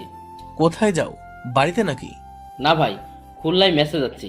আমার গ্রামের বাড়িতে অলরেডি সবাই জেনে গেছে আমি জেলে ছিলাম। এই মুহূর্তে গ্রামের বাড়িতে যেতে লজ্জা করছে, তাই মেসের মধ্যে যাব। তুমি একটু সাবধানে থেকো, সবসময় বাহিরের মধ্যে ঘোরাঘুরি কম করবা। কেন সাজু ভাই? এমনিতেই বললাম। আর যদি কখনো মনে হয় যে তুমি বিপদে পড়তে যাচ্ছ, তাহলে সঙ্গে সঙ্গে আমাকে কল দিয়ে জানাবে। ঠিক আছে ভাই। রাখি তাহলে। আচ্ছা ঠিক আছে সাজু ভাই। আজকে আর কোথাও বের হতে ইচ্ছে করছে না। তাছাড়া যেহেতু লিমনদের গ্রামে গিয়ে তার জন্য অনুসন্ধান করা নিষিদ্ধ, তাই নতুন কোন উপায় সেই গ্রামের মধ্যে প্রবেশ করতে হবে। আসরের কিছুক্ষণ পর সাজু ভাই নিজেদের পুকুরের পাড়ে হাঁটছিল, এমন সময় তৌহিদ কল দিল। সাজু খানিকটা অবাক হয়ে রিসিভ করলো। সাজু ভাই, আমাকে ক্ষমা করবেন প্লিজ। মানে কি? কি হয়েছে হঠাৎ? আমার মনে হচ্ছে ওরা আমাকে শেষ করবে। আমি পুরোপুরি নিশ্চিত। কারা খুন করবে? আমি তাদের চিনি না। আমার সঙ্গে শুধু দুজন মানুষের দেখা হয়েছে, তাও সেদিন রাতে। কিন্তু তাদের দলনেতা আমি চিনি না। কোন দিন রাতে? যেদিন মনিরুল ভাইয়ের খুন হয়েছে। মানে? ভালো, আমি আপনার সঙ্গে মিথ্যা কথা বলছি? সেদিন জেলের মধ্যে। তাহলে সত্যি কি? সেদিন রাতে সজীব ঘুমিয়েছিল, জানালার পাশে আমি। দুপুরবেলা পুকুরে জাল ফেলে মাছ ধরা হয়েছে, আর সেই মাছ ছাড়ানো হয়েছে এখানে। তাই কাদা আর পানি এখনো খানিকটা জমেছিল। সেই কাদা আর পিছল পানিতে পা পিছলে পড়ে গেল সাজু ভাই। হাত থেকে মোবাইল ছিটকে পড়ল পুকুরের মধ্যে। সোজা হয়ে দাঁড়িয়ে আফসোস করতে লাগলো, এ বছরই বৈশাখ মাসে পুকুরের সকল পানি সেচে নতুন করে কাটানো হয়েছে। অনেক গভীরতা এখনো, তাই সেখানে মোবাইল কতটা গভীরে গেছে আর কোথায় গেছে। তৌহিদের কাছে গুরুত্বপূর্ণ কথা আর শোনা হলো না সাজু ভাইয়ের। দাদাকে বলে দুজন লোক এনে তাড়াতাড়ি করে পুকুরে নামানো হলো। তারা প্রায় ঘন্টাখানিক ধরে নাকানি চুবানি খেয়েও উদ্ধার করতে পারল না। মাগরিবের আজান দিচ্ছে চারিদিকে। হতাশ হয়ে সাজু ভাই বাড়ির মধ্যে প্রবেশ করলো। রাত 10:30। রুমের দরজা বন্ধ করে বিছানায় শুয়ে আছে তৌহিদ। ভয়ে আতঙ্কে তার মুখের অবস্থা একদম খারাপ। এমন সময় দরজা ধাক্কার শব্দ শুনে সে বলল, কে ওখানে? আমি লিমন। দরজা খোল তৌহিদ। তহিদ বিব্রত হয়ে গেল, কিন্তু বারবার দরজা ধাক্কায় সে দরজা খুলে দেখে সত্যি সত্যি সেখানে লিমন দাঁড়িয়ে আছে। কি রে তুই, ভালো আছো বন্ধু? তোকে আমরা কত খুঁজেছি তুই জানো? কেমন আছো তৌহিদ? ভালো না বন্ধু, খুব খারাপ। কেন তৌহিদ? বিশ্বাসঘাতকতা যারা করে তারা তো খারাপ থাকার কথা নয়। তৌহিদ দেখলো লিমন ততক্ষণে দরজা বন্ধ করে দিয়েছে। সে ভাবছে চিৎকার করবে, কিন্তু লিমন ততক্ষণে তাদের রুমে তার নিজের সাউন্ড বক্স অন করে ফুল ভলিউম বাড়িয়ে দিল। এত রাতে এখন মেসের অন্যরা কি মনে করবে তাতে লিমনের কিছু যায় আসে না। তুই কি বলছিস এসব? দেখো তৌহিদ, পৃথিবীর ইতিহাসে মীরজাফর হচ্ছে বিশ্বাসঘাতক হিসেবে অধিক পরিচিত, কিন্তু সেই বিশ্বাসঘাতক মীরজাফরকে কিন্তু ইংরেজরা আবার হত্যা করেছে। তাদের উদ্দেশ্য সফল করার জন্য তারা তাকে ব্যবহার করেছে। কাজ শেষ করে কিন্তু তাকেও সরিয়ে দিয়েছে। তোকেও যারা ব্যবহার করেছে তারা আবার আমাকে এখন তোকে খুন করতে পাঠিয়েছে। তুই আমার অনেক ভালো বন্ধু, কিন্তু তবুও হাসতে হাসতে তোকে এখন খুন করব। রুমের মধ্যে চারিদিক কাঁপিয়ে বক্সে ডিজে গান হচ্ছে। তৌহিদ পিছনে সরতে গিয়ে খাটের সঙ্গে ধাক্কা খেয়ে বসে পড়ল। লিমনের হাতে এতক্ষণ যে লাঠির মতো ছিল সেটা কাভার খুলে সে একটা চকচকে ছুরি বের করলো। মুহূর্তের মধ্যে তৌহিদ বিছানা থেকে উঠে তাকে আঘাত করতে যাবে, তার আগে লিমন বাম হাত দিয়ে ধাক্কা দিয়ে ডান হাতের ছুরি পেটে চালান করে দিল। আহত তৌহিদ বিছানায় শুয়ে এখন কাতরাতে লাগলো, আর তার মুখ চেপে ধরে গলা কাটায় ব্যস্ত রইল লিমন। তৌহিদের লাশটা ভালো করে বিছানায় শুইয়ে দিয়ে একটা কাঁথা দিয়ে ভালো করে মুড়িয়ে দিল। দেখলে মনে হয় যেন কেউ ঘুমিয়ে আছে। তারপর নিজের রক্তমাখা গেঞ্জি খুলে আরেকটা গেঞ্জি পরে গান বন্ধ করলো। তৌহিদের মোবাইল বের করে সাজুর নাম্বারে কল দিল লিমন, কিন্তু নাম্বার তো বন্ধ, কারণ পুকুরে মোবাইল পড়ে গেছে তা তো কেউ জানে না। দরজা খুলে দেখে মেসের দুজন সদস্য দাঁড়িয়ে আছে, মাহিম ও তমাল। তমাল বলল, কি রে লিমন তুই? হ্যাঁ আসলাম মাত্র, কিন্তু তৌহিদের তো অনেক জ্বর এসেছে। তোরা থাক, আমি ডাক্তার নিয়ে আসি। সন্ধ্যাবেলা দেখেছি মন খারাপ করে বসে আছে, তখনই বুঝেছি শরীর অসুস্থ। তোরা একটু থাক, আমি ডাক্তারের কাছে গিয়ে দেখি কি করা যায়। আচ্ছা ঠিক আছে। লিমন চলে গেল। ওরা দুজন রুমে প্রবেশ করে দাঁড়িয়ে রইল। একটু পরে খাটের পাশে রক্তমাখা গেঞ্জি ও ছুরি দেখে দুজনেই আঁতকে উঠেছে। মাহিম ভয়ে ভয়ে তৌহিদের শরীর থেকে কাঁথা সরিয়ে দুজনেই চিৎকার করে ওঠে। গলা ও পেটে ছুরিকাঘাত করে নির্মমভাবে হত্যা করা তৌহিদের লাশটা পড়ে আছে। মাহিম দ্রুত রুম থেকে বের হয়ে রাস্তায় এসে দেখে সমস্ত রাস্তা ফাঁকা, কোথাও কেউ নেই। তৌহিদকে খুন করে লিমন পালিয়ে গেছে এটা ছড়িয়ে গেছে মুহূর্তেই। থানায় খবর দেওয়া হয়েছে। মেসের মধ্যে সকল সদস্য জড়সড় হয়ে দাঁড়িয়ে আছে। সকলের মনে একটা আতঙ্ক, কিন্তু খুনটা যে লিমন করেছে সেটা নিয়ে অনেকের মনে যেন সন্দেহ সৃষ্টি হচ্ছে। যেহেতু লিমন নিখোঁজ, তাছাড়া তাকে আসতে বা যেতে কেউ দেখেনি, তাহলে কিভাবে লিমন এসে খুন করেছে? তাছাড়া তমালের সঙ্গে মাগরিবের পরে তৌহিদের খানিকটা ঝগড়া হয়েছে। তৌহিদ কিছু টাকা পাবে তমালের কাছে, সেই টাকার জন্য একটু কথা কাটাকাটি। তমাল এমনিতেই একটু উশৃঙ্খল টাইপের ছেলে, গাঁজা টাজা খায়, আবার স্থানীয় কিছু বাজে ছেলেদের সঙ্গে আড্ডা দেয়। পুলিশ আসার পরে যখন জিজ্ঞাসাবাদ করা হয় তখন সবাই তমালের কথাটা বলে, কিন্তু পরক্ষণে যখন রক্তমাখা গেঞ্জিটা মাহিম পুলিশের সামনে দেখিয়ে দেয় তখন মোটামুটি চুপ করে সবাই। পুলিশ তমালকে বলল, তোমরা কি নিশ্চিত যে ওই ছেলেটা লিমনই ছিল? হ্যাঁ স্যার, রুমের মধ্যে গান বাজছিল, আমরা সামান্য কৌতূহল নিয়ে দাঁড়িয়েছিলাম। তার একটু পরেই দরজা খুলে লিমন বের হলো। আমাদের থেকে স্বাভাবিকভাবেই বলল যে তৌহিদ অসুস্থ, তাই সে ডাক্তারের কাছে যাচ্ছে। কিন্তু আমরা রুমে ঢুকে যখন দেখি তৌহিদের লাশটা পড়ে আছে, তখন রাস্তায় নেমে কোথাও দেখিনি। লিমন রক্তমাখা গেঞ্জি রেখে কেন গেল? পরনে কি কিছু ছিল? স্যার, লিমনও তো এই রুমে থাকতো, আর রুমে তার অনেক কাপড় চোপড় আছে। রক্তমাখা গেঞ্জি পরিবর্তন করে ফ্রেশ একটা পড়ে গেছে হয়তো, যেন কিছু বুঝতে না পারি। লিমনের সঙ্গে তহিদের সম্পর্ক কেমন ছিল? মানে বন্ধুত্ব সৃষ্টি হয়েছে নাকি মন কষাকষি? স্যার, খুব ভালো বন্ধু ছিল ওরা। যেদিন রাতে লিমনের মা বাবা খুন হয়েছে সেদিন সেই গভীর রাতে তহিদ সঙ্গে গেছে। লিমনের বাবা মা কিভাবে মারা গেছে? শুনেছি খুন করা হয়েছে, কিন্তু কারা জড়িত বা কিসের জন্য তা জানি না। ঠিক আছে, আমরা লাশ নিয়ে যাচ্ছি। যে কোনো সময় যে কোনো মুহূর্তে আসতে পারে। ম্যাচের কোনো সদস্য খুলনা থেকে বের হবে না। পরবর্তী নির্দেশ দেওয়া পর্যন্ত ম্যাচে থাকবে। সাজু ভাই তাদের স্থানীয় বাজারে গিয়ে সিম কার্ড রিপ্লেস করে এনেছে। জরুরি প্রয়োজনে নাম্বার চালু রাখা একান্ত জরুরি। রাজু তাকে বলেছে যে সকল সিম নাকি রিপ্লেস করা যায় তাদের বাজারে, তাই রিপ্লেস করে এনেছে। বাড়িতে ফিরে দাদার মোবাইলে নিজের সিম লাগিয়ে নিল।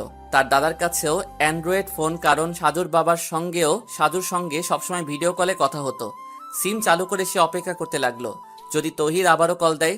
তবে তখন ছিল রাত 11টার মতো। ততক্ষণে তহিদ খুন হয়ে গেছে, কিন্তু সাজু জানে না। ডিনার করে বিছানায় শুয়ে কবিতার সঙ্গে কথা বলতে ইচ্ছে করছিল, আর তাই মুখস্থ নাম্বারটা ডায়াল করলো। কবিতা রিসিভ করে বলল, যে মানুষটা বাড়িতে গিয়ে সঙ্গে সঙ্গে কল দেবার কথা, সে আজকে কল দিল। তার মানে কি মাত্র বাড়িতে গেছে? তুমিও তো খবর নিলে না।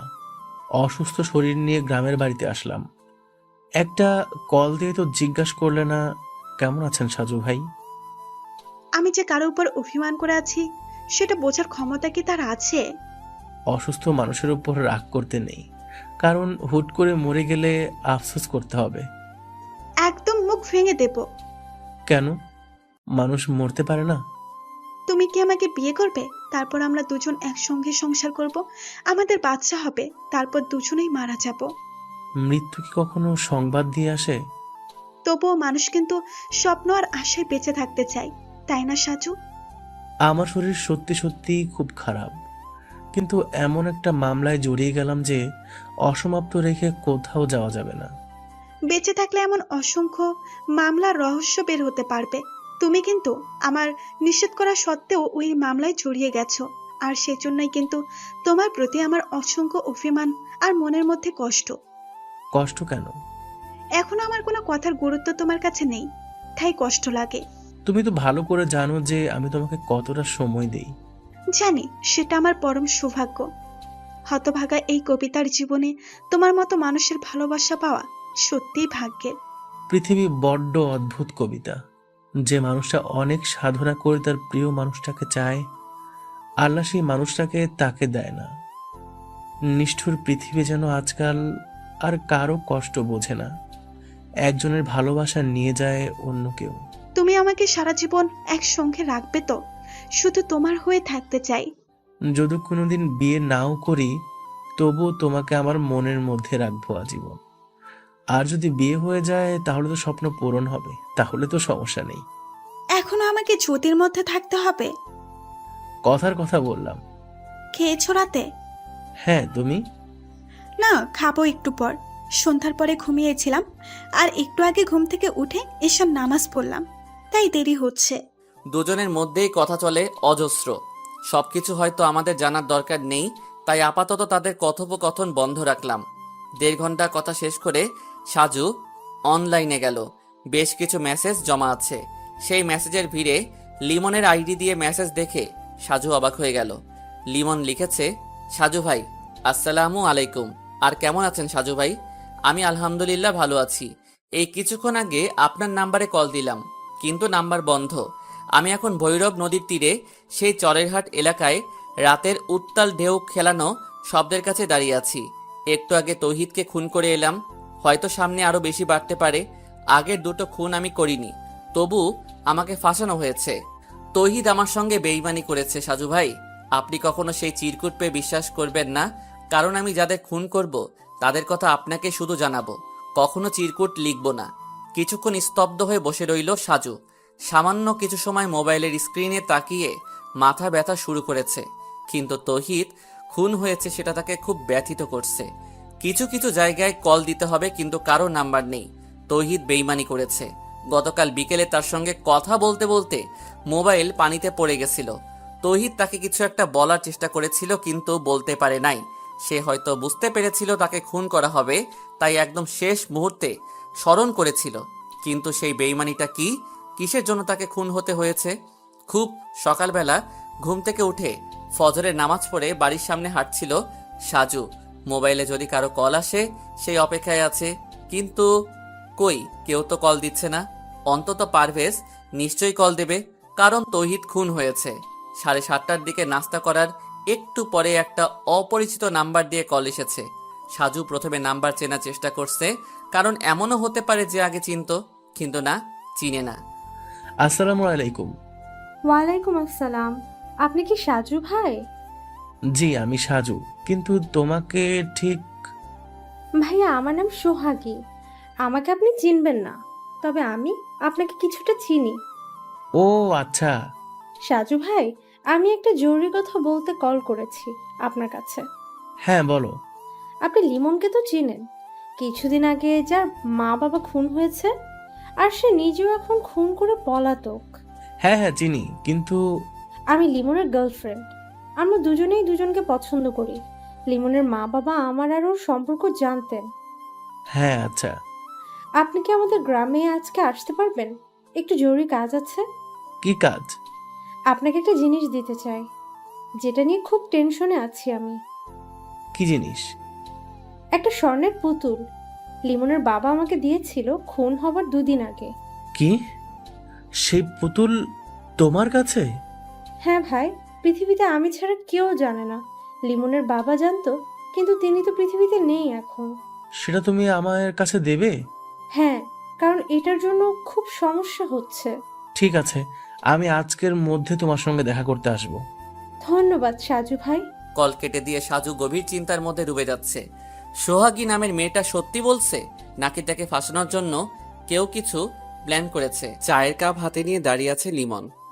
তার পিছনে দাঁড়িয়ে রাগান্বিত হয়ে নানা ধরনের প্রশ্ন করে যাচ্ছে নাসরিন। লিমন সবগুলো প্রশ্নের উত্তর না দিয়ে এড়িয়ে যাবার চেষ্টা করছে, কিন্তু নাসরিন তাকে কথা বলেই যাচ্ছে। কি হলো, চুপ করে আছো কেন? তোমাকে কিন্তু আমি ভালো ভেবেছিলাম, কিন্তু তুমিও ওদের কথা মতো খুন করতে গেলে। যথেষ্ট কারণ আছে। আমি লিমন কারণ ছাড়া কোনো কিছু করি না। কি কারণ জানতে পারি? ওর জন্যই আজকে আমি অপরাধী। সেদিন সেই রাতে তৌহিদ যদি এদের সাহায্য না করত, তবে তো এভাবে আমি ফেঁসে যেতাম না। টাকার লোভ সবারই থাকে। তোমার বন্ধু ভুল করেছে, কিন্তু তুমি মূল খুনিদের না মেরে তাদের সঙ্গে হাত মিলিয়ে নিজের বন্ধুকে খুন করলে। বেশ করেছি। তুমি একটু চুপ করবে? তোমাকে কিন্তু এরা ব্যবহার করছে, একদিন তোমাকেও তারা স্বার্থে মেরে ফেলবে। তবুও তার আগে আমার মা বাবার মৃত্যুর জন্য দায়ী লোকদের আমি খুন করতে চাই। তারপর যদি আমাকে তারা সরিয়ে দেয়, তাতে আমার কোনো আফসোস নেই। নিজেকে নিয়ে ভাবতে পারো না? কিছুদিন আগেও খুব স্বপ্ন দেখতাম। মা বাবার মৃত্যুর সঙ্গে সঙ্গে সব শেষ হয়ে গেছে। তাদেরকে যখন কবরে দাফন করলাম, তখনই মনে হয় সব স্বপ্ন দাফন হয়ে গেছে। তুমি কিন্তু আগের 2টো খুন করনি, তাই তুমি নির্দোষ প্রমাণ হতে পারতে, কিন্তু তোমার বন্ধুকে খুন করে এখন তুমি খুনি হয়ে গেলে। ভেবেছিলাম তোমাকে নিয়ে এই বন্দি থেকে বের হব, কিন্তু তুমি এখন যাও, বিরক্ত লাগছে। ভালো কথা কারোরই ভালো লাগে না। সবাই শুধু এই নর পিশাচদের দলে যোগ দেয়, কেউ তাদের বিরুদ্ধে রুখে দাঁড়ায় না, আর এইভাবেই ওরা দিনে দিনে অপরাধের পাহাড় করছে। একটা কথা বলবো? বলো। আমি আমার মা বাবার খুনিদের শেষ করে যদি এদেরকে শেষ করতে চাই, তাহলে কি তোমার সহযোগিতা পাবো? কিন্তু ততদিনে ওরা তোমাকেও সরিয়ে দেবে। ওরা যেভাবে পরিকল্পনা করবে, আমি তার ঠিক উল্টো পরিকল্পনা করব।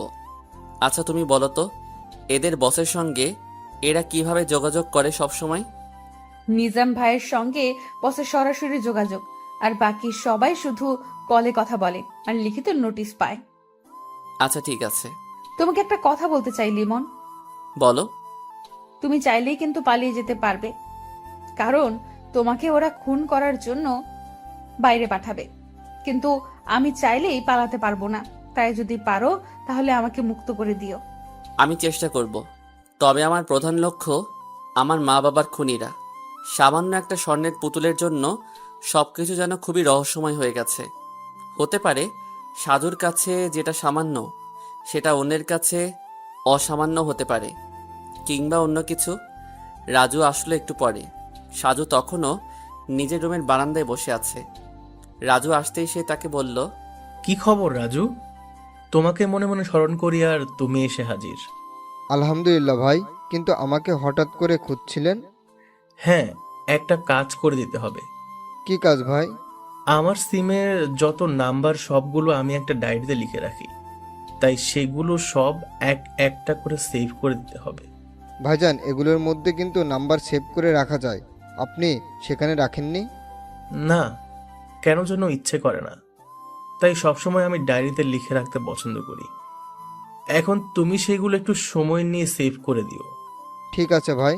আমি গতকাল রাত থেকে নাম্বারগুলোর জন্য অনেক মন খারাপ করেছি, কিন্তু জ্বরে অচেতন আর মাথা ব্যথার জন্য মনেই ছিল না যে আমার ডায়েরিতে লিখে রেখেছি।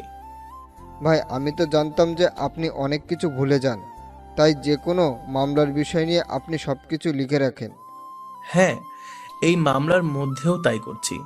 আচ্ছা রাজু, আর একটা প্রশ্ন করব তোমাকে। হ্যাঁ ভাই, নিশ্চয়ই। তাতে অনুমতি লাগে নাকি? তুমি তো মোটামুটি এখন রাজনীতির সঙ্গে মনে হয় জড়িয়ে গেছো, কিন্তু আগে তো এমন ছিল না, তাই না? আমি যেবার খুলনা থেকে পাশ করে বের হলাম সেবার তুমি ভর্তি হলে। হ্যাঁ ভাই। গ্রামের মধ্যে রুবিনা নামের একটা মেয়ের সঙ্গে তোমার রিলেশন ছিল, তাই না? জি, কিন্তু তার সঙ্গে আর যোগাযোগ নেই। সে আমাকে ভুলে গেছে। অনেক ভেবেছিলাম, কিন্তু কোনো মূল্য পেলাম না। পাগলের মতো তার জন্য ভালোবাসা রেখেছিলাম। আজকে সন্ধ্যাবেলা চা খেতে খেতে তোমার আর রবিনার প্রেমের কাহিনী শুনবো, যদি তুমি বলতে চাও। সত্যি বলছেন? আচ্ছা ভাই, আপনি কি আমার বাস্তবতাটা আপনার লেখার মাধ্যমে তুলে ধরবেন? আগে শুনি, তারপর দেখি। ঠিক আছে ভাই। পিরোজপুরের পুরাতন বাস স্ট্যান্ড থেকে রিক্সা নিয়ে বলেশ্বর সেতুর দিকে এগিয়ে যাচ্ছে সাজু ভাই। রাজুকে সঙ্গে আনা হয়নি, কেন যেন মনে হয়েছে তাকে আনার দরকার নেই, কারণ পুতুলটা যে সাজুর কাছে থাকবে সেটা যেন সোহাগী নামে সেই মেয়ে আর সে জানে। যদি তৃতীয় কানে পৌঁছে যায় তাহলে সমস্যা হতে পারে, তাই একাই এসেছে সাজু ভাই। নিজের বাইকটা বাস স্ট্যান্ডে রেখে এসেছে, কারণ কেউ যদি ফলো করে তবে যেন কিছু বাহানা করা যায়। ব্রিজের ঠিক মাঝখানে কালো বোরকা পরে মুখ আটকে ছাতা মেলে দাঁড়িয়ে আছে সোহাগী। তাকে শনাক্ত করতে খুব বেশি অসুবিধা হয়নি সাজুর। সামনে দাঁড়িয়ে বলল, কেমন আছো তুমি? জি, আলহামদুলিল্লাহ। দুঃখিত, তোমাকে খানিকটা অপেক্ষা করতে হয়েছে। আসলে আসরের নামাজ জামাতে আদায় করে আসলাম বাস স্ট্যান্ডে।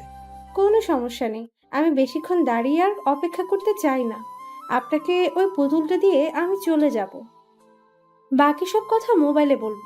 পুতুল গ্রহণ করার আগে আমি তোমার কাছে কিছু প্রশ্ন করব, না হলে আমি পুতুল গ্রহণ করা থেকে বিরত থাকব। কারণটা খুবই স্বাভাবিক। আচ্ছা বলেন। লিমনের বাবা পুতুলটা দেবার সময় তোমাকে কি বলেছিল? নিশ্চয়ই কিছু না কিছু বলে গিয়েছিল, এমনি এমনি সে দিয়ে আসেনি। আমি এগুলো বিস্তারিত মোবাইলে বলবো। সে অনেক কথা সাজু ভাই, প্লিজ কিছু মনে করবেন না দয়া করে। তোমাকে আমি কতটা বিশ্বাস করতে পারি? যদি তুমি আমার সঙ্গে কোনো গেম খেলতে যাও তবে কি পরিণাম হবে জানো? আপনি ভুল বুঝবেন না, আঙ্কেল এটা দেবার সময় আমাকে বলেছিলেন। তুমি তো আমার লিমনকে খুব ভালোবাসো। যদি বেঁচে থাকি তাহলে তোমাকেই আমার ছেলের বউ করব। আর যদি মারা যায় তাহলে তোমরা যেভাবেই হোক তোমার মা বাবাকে রাজি করিয়ে বিয়ে করবে।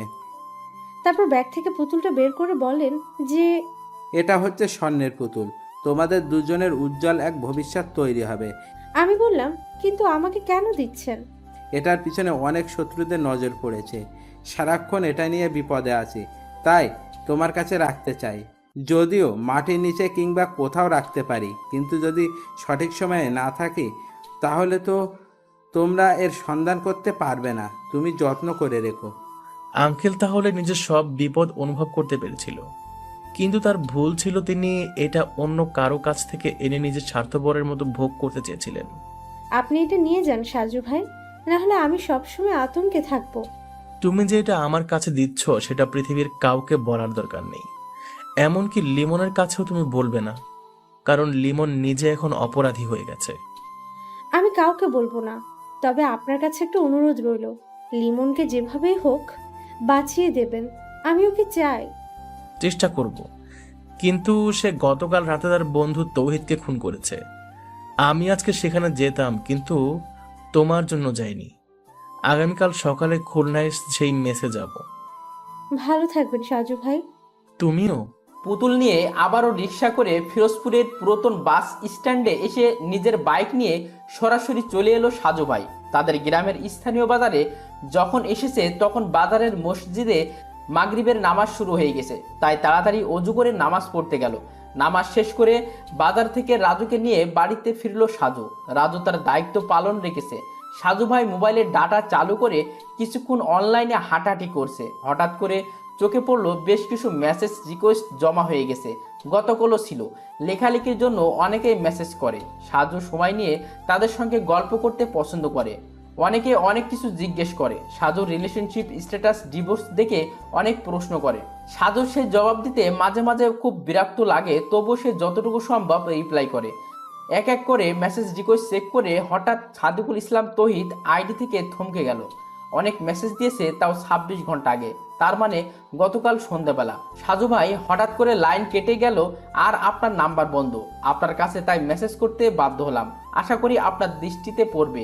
আমি ভুল করেছি সাজু ভাই।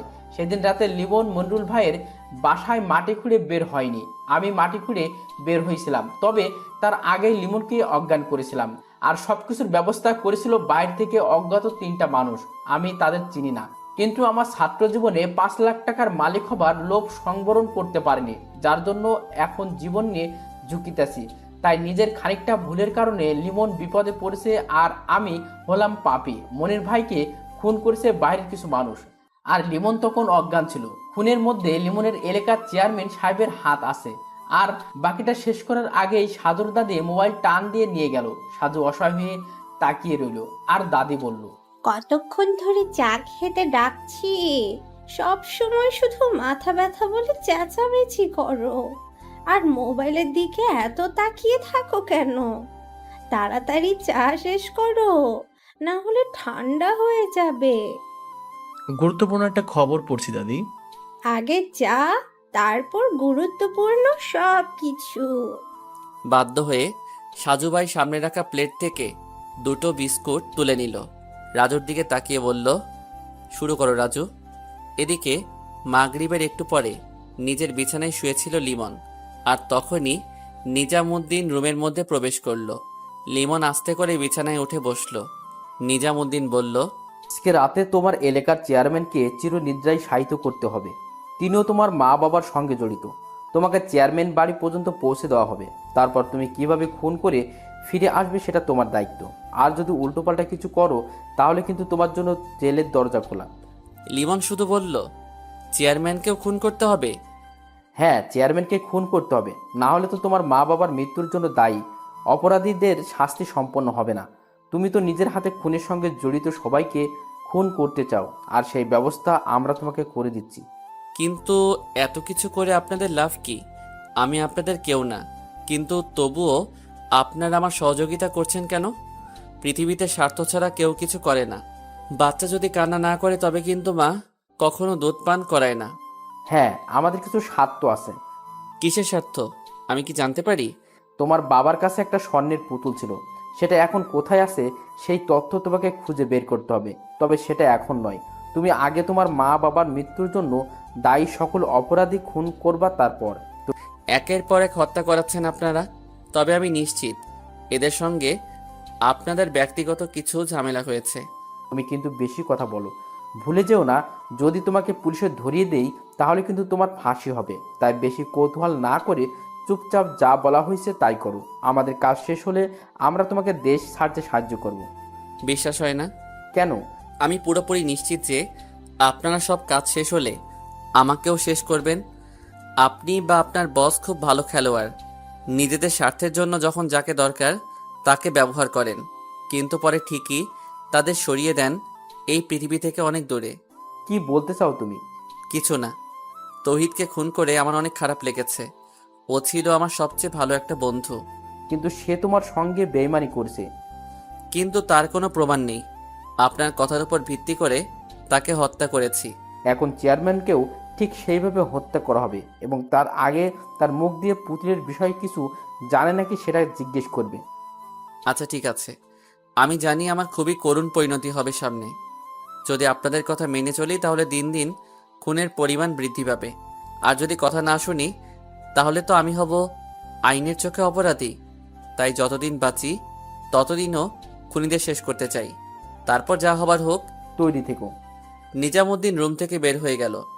এতক্ষণ দরজার আড়ালে দাঁড়িয়ে সবকিছু শুনছিল সেই নাসরিন। লিমনের কথাগুলো শুনে তার চোখ দিয়ে পানি বেয়ে পড়ছে। নিজাম চলে যাওয়ার পরে সে রুমের মধ্যে ঢুকে লিমনের দিকে তাকিয়ে রইল কিছুক্ষণ। কিছু বলবে? অনেক কিছু বলতে চাই। আমি বললেই কি তুমি আমার কথা শুনবে? বলে তো দেখতে পারো, তাই না? তুমি ওদের কথা মতো খুন না করে এখান থেকে পালিয়ে যাও, প্লিজ প্লিজ। কেন? তুমি খুব ভালো একটা ছেলে, পড়াশোনা করে অনেক ভালো ভবিষ্যৎ তোমার সামনে, কিন্তু এই ভাগ্যের উত্থান পতনের জন্য আজ তুমি কতটা খারাপ হয়ে গেলে। তাই তোমার কাছে অনুরোধ রইল, তুমি যখন বের হবে তখন যশোর থেকে বর্ডার পার হয়ে ইন্ডিয়া চলে যাও।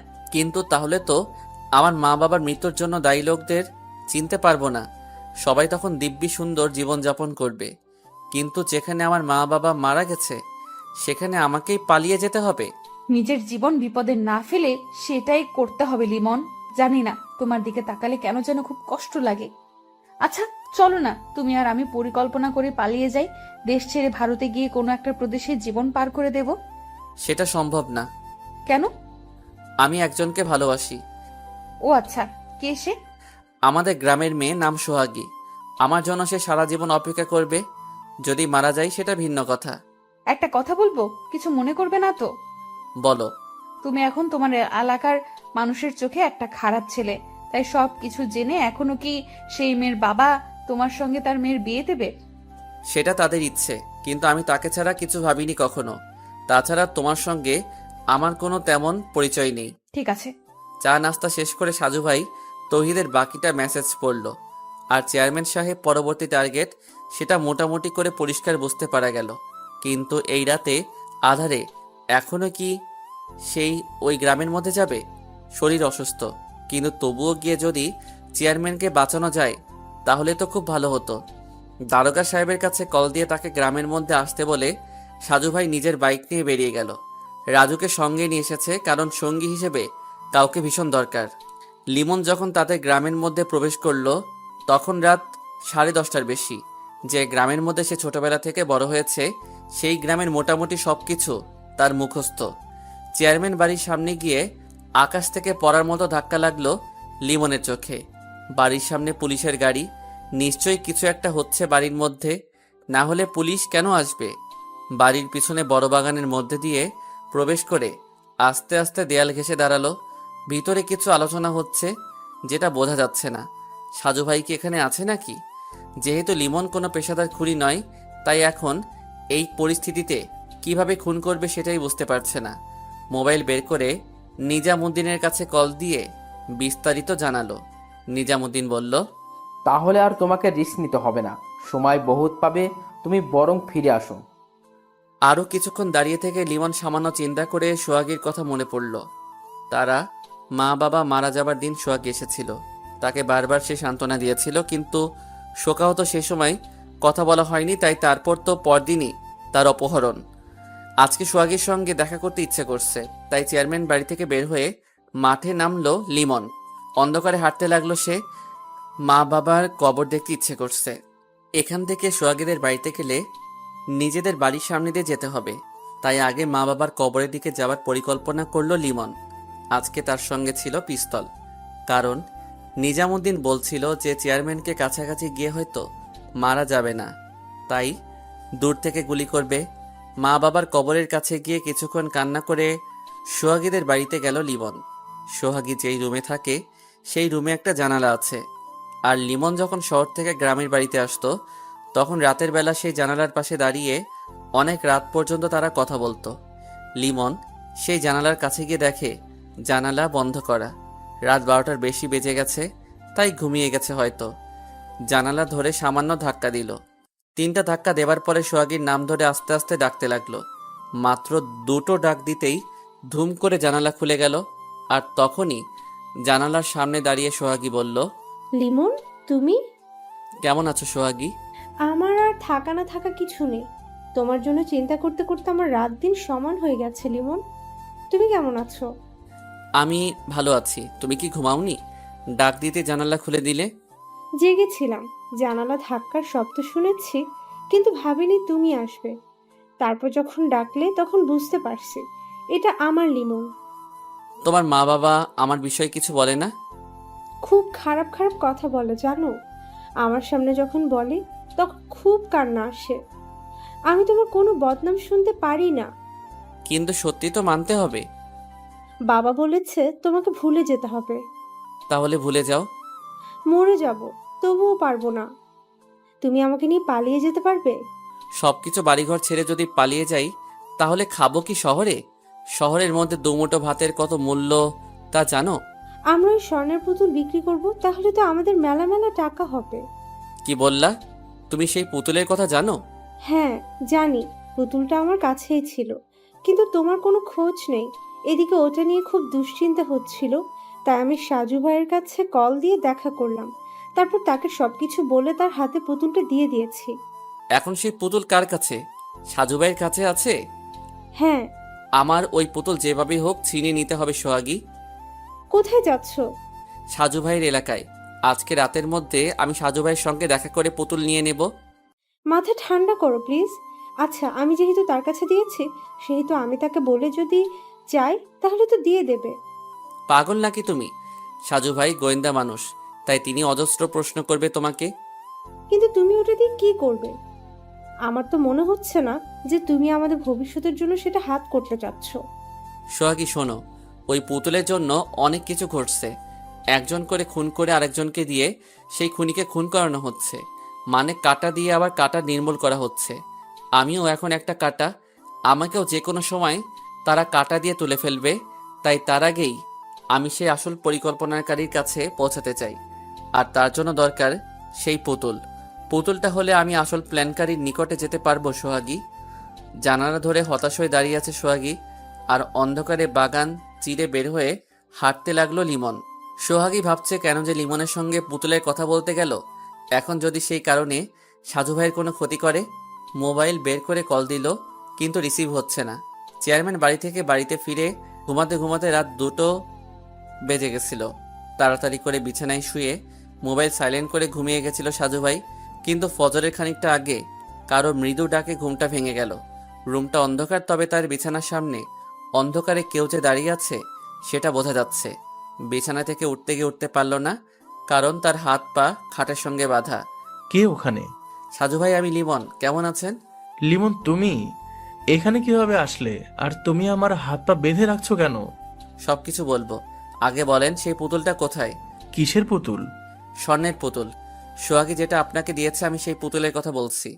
সোহাগে আমাকে কোনো পুতুল দেয়নি। কেন শুধু শুধু মিথ্যে কথা বলছেন? ভাই, আমি কিন্তু এখন খুব খারাপ। আমার সঙ্গে একটা খুব ছোট্ট একটা পিস্তল আছে। রাত 10টার দিকে চেয়ারম্যানকে খুন করতে গেছিলাম, কিন্তু সেখানে নিশ্চয়ই আপনি গেছিলেন, তাই না?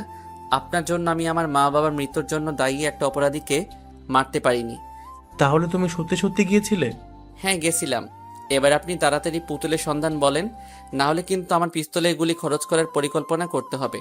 জানেন তো আমি এখন পাক্কা হারামজাদা। তুমি কিন্তু ভুল করছো লিমন, কারণ এভাবে কেউ ভালো পথে থাকতে পারে না। আমি জানি আপনার অনেক জ্ঞান, আপনি যে আমাকে অনেক কিছু বলবেন সেটাও জানি। আর আমি মনে প্রাণে বিশ্বাস করি আপনার কথাগুলো সম্পূর্ণ সঠিক। কিন্তু ওই যে সাক্ষী মানি, কিন্তু তালগাছটা আমার সিদ্ধান্ত আমি নিজে গ্রহণ করব। তুমি আমার কথা মতো চললে আমি নিজে কিন্তু তোমাকে সহযোগিতা করব। ভুলে যেও না যে তোমার উপকার করতে আমি এসেছি। আপনি বড্ড কথা ঘোরাচ্ছেন সাজু ভাই। সময় থাকতে তাড়াতাড়ি বলেন পুতুল কোথায়, কারণ একটু পরে আকাশ পরিষ্কার হবে, তখন কিন্তু আমি ফিরতে পারবো না। আমি কিছুতেই তোমাকে সেই পুতুলের সন্ধান দেব না লিমন। ঠিক আছে, আমি খুঁজে বের করব। লিমন তখন চারিদিকে খুঁজতে লাগলো। রুমের মধ্যে সবকিছু ওলট পালট করে তন্ন তন্ন করে সে পুতুল খুঁজতে মরিয়া হয়ে গেল। প্রায় 20 মিনিট খোঁজার পরে হঠাৎ করে রুমের মধ্যে বাথরুমের ফলছাদে চোখ গেল। সাজু ভাই রুমের সঙ্গে অ্যাডজাস্ট বাথরুম আছে, আর তারই ছাদে উঠে গেল লিমন। তারপর একটু পরে সেখান থেকে কালো কাপড়ে মোড়ানো পুতুলটা নিয়ে বেরিয়ে এলো লিমন। খবরদার, ওটা তুমি সঙ্গে করে নেবে না, তাহলে কিন্তু আমার চেয়ে বেশি খারাপ আর কেউ হবে না।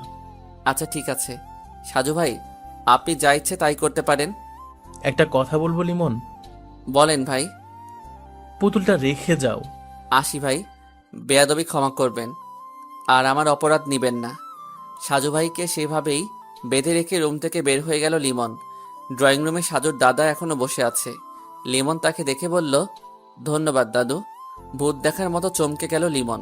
তারপর বলল, কে আপনি, আর ঘরের মধ্যে কিভাবে প্রবেশ করলেন আপনি? আপনি একটু আগে বাইরে গেলেন, তখনই আমি ঢুকেছি, আর সেজন্য আপনাকে অনেক ধন্যবাদ। আপনি বরং তাড়াতাড়ি গিয়ে সাজু ভাইয়ের বাঁধন খুলে দেন। তাকে বেঁধে রেখেছি, কিন্তু সত্যি বলছি কোনো ক্ষতি করিনি। হাতে পিস্তল ঘোরাতে ঘোরাতে দরজা খুলে বের হয়ে গেল লিমন। আর সোফা চেয়ার থেকে লাফ দিয়ে উঠেই সাজুর রুমে গেল দাদা। রুমের মধ্যে গিয়ে তাড়াতাড়ি কান্নাজড়িত কণ্ঠে বাঁধন খুলতে লাগলো। হাতের বাঁধন থেকে মুক্তি পেয়ে সাজু ভাই বাড়ির সামনে গিয়ে চুপচাপ দাঁড়িয়ে রইল। ছোট্ট একটা মুচকি হাসি দিয়ে আস্তে আস্তে রুমে প্রবেশ করলো। সাজুর মুখের হাসি দেখে অবাক হয়ে তাকিয়ে রইল তার দাদা। ফজরের নামাজ পড়ে সাজু ভাই মোবাইল বের করে দারোগার কাছে কল দিল। দারোগা সাহেব নিজেও তখন ফজরের নামাজ পড়ে মাত্র চায়ের জন্য বসে অপেক্ষা করছিল। আসসালামু আলাইকুম সাজু সাহেব। জি ওয়ালাইকুম আসসালাম। কেমন আছেন দারোগা সাহেব? গতকাল রাতে বাসায় ফিরতে তো রাত পেরিয়ে গেল, চোখে এখনো ঘুম টলমল করে। কিন্তু ভাই, আপনি তো বলেছিলেন যে লিমন নাকি আসার সম্ভাবনা আছে, কিন্তু কই? লিমন এসেছিল দারোগা সাহেব। বলেন কি, কখন? আর চেয়ারম্যান এখন ঠিক আছে তো? হ্যাঁ, কারণ লিমন চেয়ারম্যান বাড়িতে যায়নি। সে আমাদের উপস্থিতি জানতে পেরেছে, তাই সেখানে গিয়ে নিজের বিপদ ডাকেনি। যাক, আলহামদুলিল্লাহ। পুতুলটা আমি রক্ষা করতে পারিনি দারোগা সাহেব, আমি ব্যর্থ হয়েছি। কিসের পুতুল? সে স্বর্ণের পুতুল নাকি? হ্যাঁ দারোগা সাহেব, লিমনের বাবা সেই পুতুল মৃত্যুর দুদিন আগে লিমনের গার্লফ্রেন্ড সোহাগের কাছে দিয়ে গিয়েছিল। সোহাগী সেদিন আমাকে সেই পুতুল দিয়েছিল। আমি কাউকে কিছু বলিনি, কারণ আমি অনুসন্ধান করছিলাম। তারপর? আজকে ফজরের কিছুক্ষণ পূর্বে আমার দাদা বাহিরে বের হয়েছিল, তখন দরজা খোলা দেখে লিমন প্রবেশ করেছে। আপনার দাদা তখন কেন বের হয়েছে? আর আপনি ঠিক আছেন তো? আমি ঠিক আছি। দাদার একটা গাভী আছে, গতকাল বিকেল থেকে ওটা নাকি কেমন কেমন করছিল। শেষ রাতের দিকে গাভীর 3-4টা ডাক কানে যেতেই দাদা বের হয়ে গেল। পুতুলটা দিয়ে সে কি করবে? সেটাও বুঝতে পারেন না? আচ্ছা বাদ দেন, আর আপনাকে তৈরি থাকতে হবে। আমি যখনই ডাক দেব তখন আপনার বাহিনী নিয়ে আমার সঙ্গে যেতে হবে। আমরা মোটামুটি আসল খুনির নিকট ঘেঁষে দাঁড়াবার অপেক্ষায় আছি। সত্যি বলছেন আপনি? সত্যি সত্যি সত্যি। কথাটা শুনে অনেক ভালো লাগছে। রাখলাম তাহলে। বেলা 10টার দিকে লিমন সোহাগীর কাছে কল দিয়ে বলল, আমি যদি তোমাকে নিয়ে পালিয়ে যাই তাহলে কি আমার সঙ্গে যাবে? 100 বার যাব। সত্যি আমাকে নিবে? হ্যাঁ সোহাগী, আমি সাজু ভাইয়ের কাছ থেকে সেই পুতুল নিয়ে এসেছি। তুমি সব সময় শুধু তৈরি থাকবে। যে কোনো সময় আমরা দুজন মিলে এই শহর গ্রাম ছেড়ে বহু দূর চলে যাব। তুমি এখন কোথায়? যেখানে ছিলাম, যাদের কথায় তৌহিদকে খুন করেছি, সেই তাদের কাছে আছি। ওরা তোমাকে কিছু করবে না তো? জানি না, তবে করতে পারে, কারণ সেই পুতুল যেহেতু আমার কাছে, তাই বিপদ আমার পাশেই ঘোরাঘুরি করবে। কেন ওদের কাছে ফিরে গেলে? কিছু অসমাপ্ত কাজ এখনো বাকি আছে, তাই সেগুলো শেষ করতে হবে। কবে শেষ হবে? আমি পুতুল নিয়ে এসেছি, সেটা শুনে নিশ্চয়ই আসল গুটিবাজ সামনে আসতে পারে। তখন নিজের জীবনের পরোয়া না করে ওকে তো আমি বিনাশ করবই করব। সাবধানে থেকো, আমার খুব ভয় করছে। রুমের মধ্যে বিছানায় শুয়ে আছে লিমন। গতকাল রাতে ঘুমাতে পারিনি, তাই চোখ ভর্তি ঘুম ঘনিয়ে আসছে। চোখের উপর হাত দিয়ে বিছানায় শুয়েছিল। এমন সময় রুমের মধ্যে নিজামুদ্দিন ও আরও 4 জন প্রবেশ করলো। তুমি নাকি পুতুল নিয়ে আসছো লিমন? সেই পুতুল কোথায়? আপনি জানলেন কিভাবে? তোমার কি ধারণা যে আমরা কোনো খবর রাখি না, তাই না? তা ঠিক আছে, কিন্তু কোনো কিন্তু নেই, বলো পুতুল কোথায়? লিমনের কাছে বারবার জিজ্ঞাসা করার পরও যখন পুতুলের হদিস পাওয়া গেল না, তখন নিজামুদ্দিনের আদেশে লিমনকে বাধা হলো। এতটা দ্রুত হয়ে গেল যে লিমন তার সঙ্গে থাকা পিস্তল ব্যবহার করা বা বের করার সুযোগ পেল না। বেলকনিতে দাঁড়িয়ে গভীর মনোযোগ দিয়ে বাইরের বকুল গাছটার দিকে তাকিয়ে আছে সাজু ভাই। বকুল গাছটার ডালে একটা রঙিন পাখি। পাখির নামটা মনে আসছে না। রহস্যের গন্ধ ক্রমেশ তার নাকের সামনে উপস্থিত, কিন্তু সবটা সাজিয়ে যে কিভাবে প্রকাশ করা যায় সেটাই ভাবছে। দাদু, একটা কথা জিজ্ঞেস করব? হ্যাঁ দাদা, করো। ভোরবেলা ওই ছেলেটার পিছনে বাইক নিয়ে না গিয়ে মুস্কি হাসি দিয়ে বসে রইলি কেন? দাদা যান, ওই ছেলে একটা স্বর্ণের পুতুল নিতে এসেছিল আমার কাছে। কি? হ্যাঁ, সেদিন লিমনের নানা যেই পুতুলের কথা বলেছিল সেটা আমার কাছে ছিল। আজকে সেই পুতুল নিয়ে গেল ঠিকই, কিন্তু সেটা আসল পুতুল নয়। মানে? আমি আগেই ধারণা করেছিলাম যেহেতু লিমনের গার্লফ্রেন্ডের হাত থেকে পুতুল আমার কাছে এসেছে, সেহেতু এ কথা অবশ্যই জানাজানি হবে। তাই একটা নকল পুতুল আমি সংগ্রহ করে নিজের কাছে রেখেছি। আর আসল পুতুল তোমাদের ঘরে, অর্থাৎ দাদির পুরাতন পুটলির মধ্যে। আচ্ছা, বুঝতে পারছি, কিন্তু নকল পুতুল দেখে কি ওরা বুঝতে পারবে না? মানে দেখতে কি একই রকম নাকি? না দাদা, পুতুল দুটোই আলাদা। আর লিমন বা সেই মূল পরিকল্পনাকারী কিন্তু সেই পুতুল আগে দেখেনি। আর লিমনের পেছনে পেছনে বাইক নিয়ে তাড়া করিনি, কারণ ওই নকল পুতুল যেখানে থাকবে সেই স্থানের লোকেশন আমি দেখতে পারবো। কিভাবে? পরে বলবো দাদা যান, এখন একটু ভাবতে হবে, তাই পরে কথা বলবো। হুম। লিমন বিছানায় হাত পা বাঁধা অবস্থায় পড়ে আছে আর মনে মনে হাসছে। কয়েক ঘন্টা আগেই সে সাজুভাইকে এভাবেই বেঁধে রেখেছিল, আর এখন সে নিজেই বন্দি। নিজামুদ্দিন বারবার তাকে পুতুলের কথা জিজ্ঞেস করছে, আর লিমন শুধু বারবার মাথা নেড়ে না বলছে। হঠাৎ করে দরজা খুলে কালো টি শার্ট পরে একটা ছেলে প্রবেশ করলো। মুহূর্তের মধ্যে হাতের পিস্তল নিজামুদ্দিনের দিকে তাক করে পরপর 3টা গুলি করলো। নিজামুদ্দিন আস্তে আস্তে নিস্তেজ হয়ে ঢলে পড়লেন। কালো টি শার্ট পরা লোকটা বিড়বিড় করে তখন বলল, ক্ষমা করবেন নিজাম ভাই, বসের সঙ্গে আপনার বেইমানি করতে চেয়েছিলেন, তাই বসের নির্দেশে আপনাকে মারতে বাধ্য হলাম। নিজামের লাশের দিকে এক দৃষ্টিতে তাকিয়ে রইল লিমন। তারপর স্বাভাবিকভাবে মাথা উঁচু করে ডান পাশে দেয়ালের দিকে তাকিয়ে রইল। দুজন ব্যক্তি এসে নিজামের লাশ নিয়ে গেল, আর সেই খুনিটা তখন লিমনকে বলল, তোমার সঙ্গে দেখা করার জন্য আমাদের বস এখানে আসছেন, তুমি তার সঙ্গে কথা বলতে প্রস্তুত থেকো। আচমকা শক্ত হয়ে লোকটার দিকে অবাক হয়ে তাকালো লিমন। তার চোখে মুখে স্পষ্ট আশ্চর্য হবার ছাপ। সত্যি সত্যি কি তিনি আসবেন, নাকি তার পরিবর্তে অন্য কাউকে পাঠাবে? বস নিজেই আসবে, কিন্তু তার আগে তোমার চোখে কালো কাপড় দিয়ে বাঁধা হবে। চোখ বাঁধা হবে কেন? কারণ তিনি তোমার পরিচিতি। আরও কিছুটা বিচলিত হয়ে লোকটার মুখের দিকে তাকিয়ে রইল। যদি পরিচিত কেউ হয় তবে আজকে কেন সামনে আসবে? তাহলে কি তিনিও পুতুলের লোভে? পুতুল তার কাছে জেনে তিনি সামনে আসতে যাচ্ছেন, কিন্তু কিভাবে জানলো যে পুতুল লিমনের কাছে? লিমন তো শুধু সোহাগীর কাছে সকালবেলা বলেছিল। তাহলে কি? আরও ঘন্টাখানিক পরে লিমনের চোখ সত্যি সত্যি বেঁধে দিল। কিছুক্ষণ পর রুমের মধ্যে নতুন কারো আগমন অনুভব করলো। নতুন কেউ প্রবেশ করেছে সেটা বুঝতে পারছে, কারণ আলাদা একটা ঘ্রাণ আসছে নাকের ডগায়। লিমন নিজেই বলল, আপনি তাহলে আমার সামনে এসেই গেলেন? তা বলেন, আমি আপনার জন্য কি করতে পারি? গম্ভীর কণ্ঠে জবাব এলো। এতদিনে তোমারও নিশ্চয়ই ধারণা হয়ে গেছে যে এত কিছুর পিছনে কোনো জিনিস দায়ী হতে পারে। কণ্ঠ বেশ পরিচিত, ঠিক মনে আসছে না। লিমন কিছু বলার চেয়ে চুপ করে কণ্ঠ শুনে চিনতে চেষ্টা করছে। অদৃশ্য থেকে আবারও বলল, কিছু বলছো না যে তুমি? বলো তো কারণ কি? চেয়ারম্যান সাহেব। হো হো হো হো, বাহ, চোখ বন্ধ তবুও তো বেশ চিনে গেছো আমাকে। বুদ্ধি আছে, সুপার। তাহলে কি আপনি সেই অদৃশ্য বস? রাজনীতি করতে গিয়ে অনেক কিছু শিখতে হয় লিমন। তোমার বাবাকে অনেক অনুরোধ করেছি পুতুলের জন্য, কিন্তু সে তো কথা শুনেনি।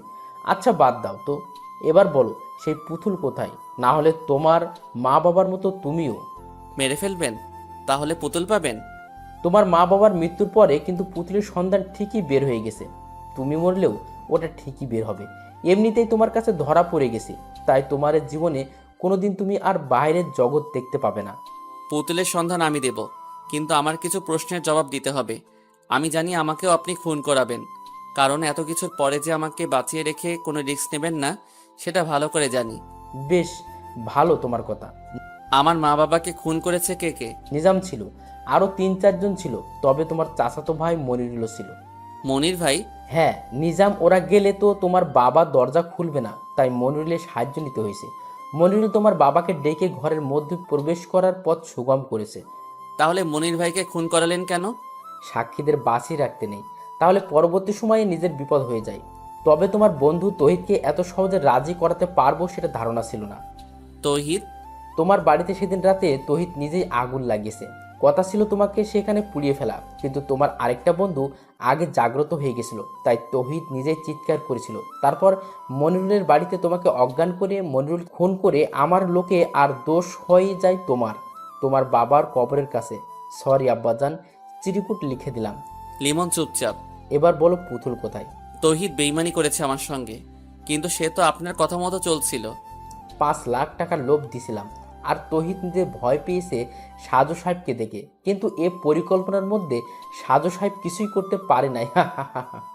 সাজু ভাই খুবই অসুস্থ, না হলে ঠিকই এতদিনে সবকিছু বের করতে পারতেন। গতকাল রাতে তার কাছ থেকে পুতুল আনতে গিয়ে বুঝতে পারছি। কথা বেশি হয়ে যাচ্ছে, বলো পুতুল কোথায়? শেষ প্রশ্ন, নিজামকে সরালেন কেন? তুমি গতকাল রাতে আমাকে খুন করার জন্য কেন গিয়েছিলে? নিজামউদ্দিন বলেছিল তাই?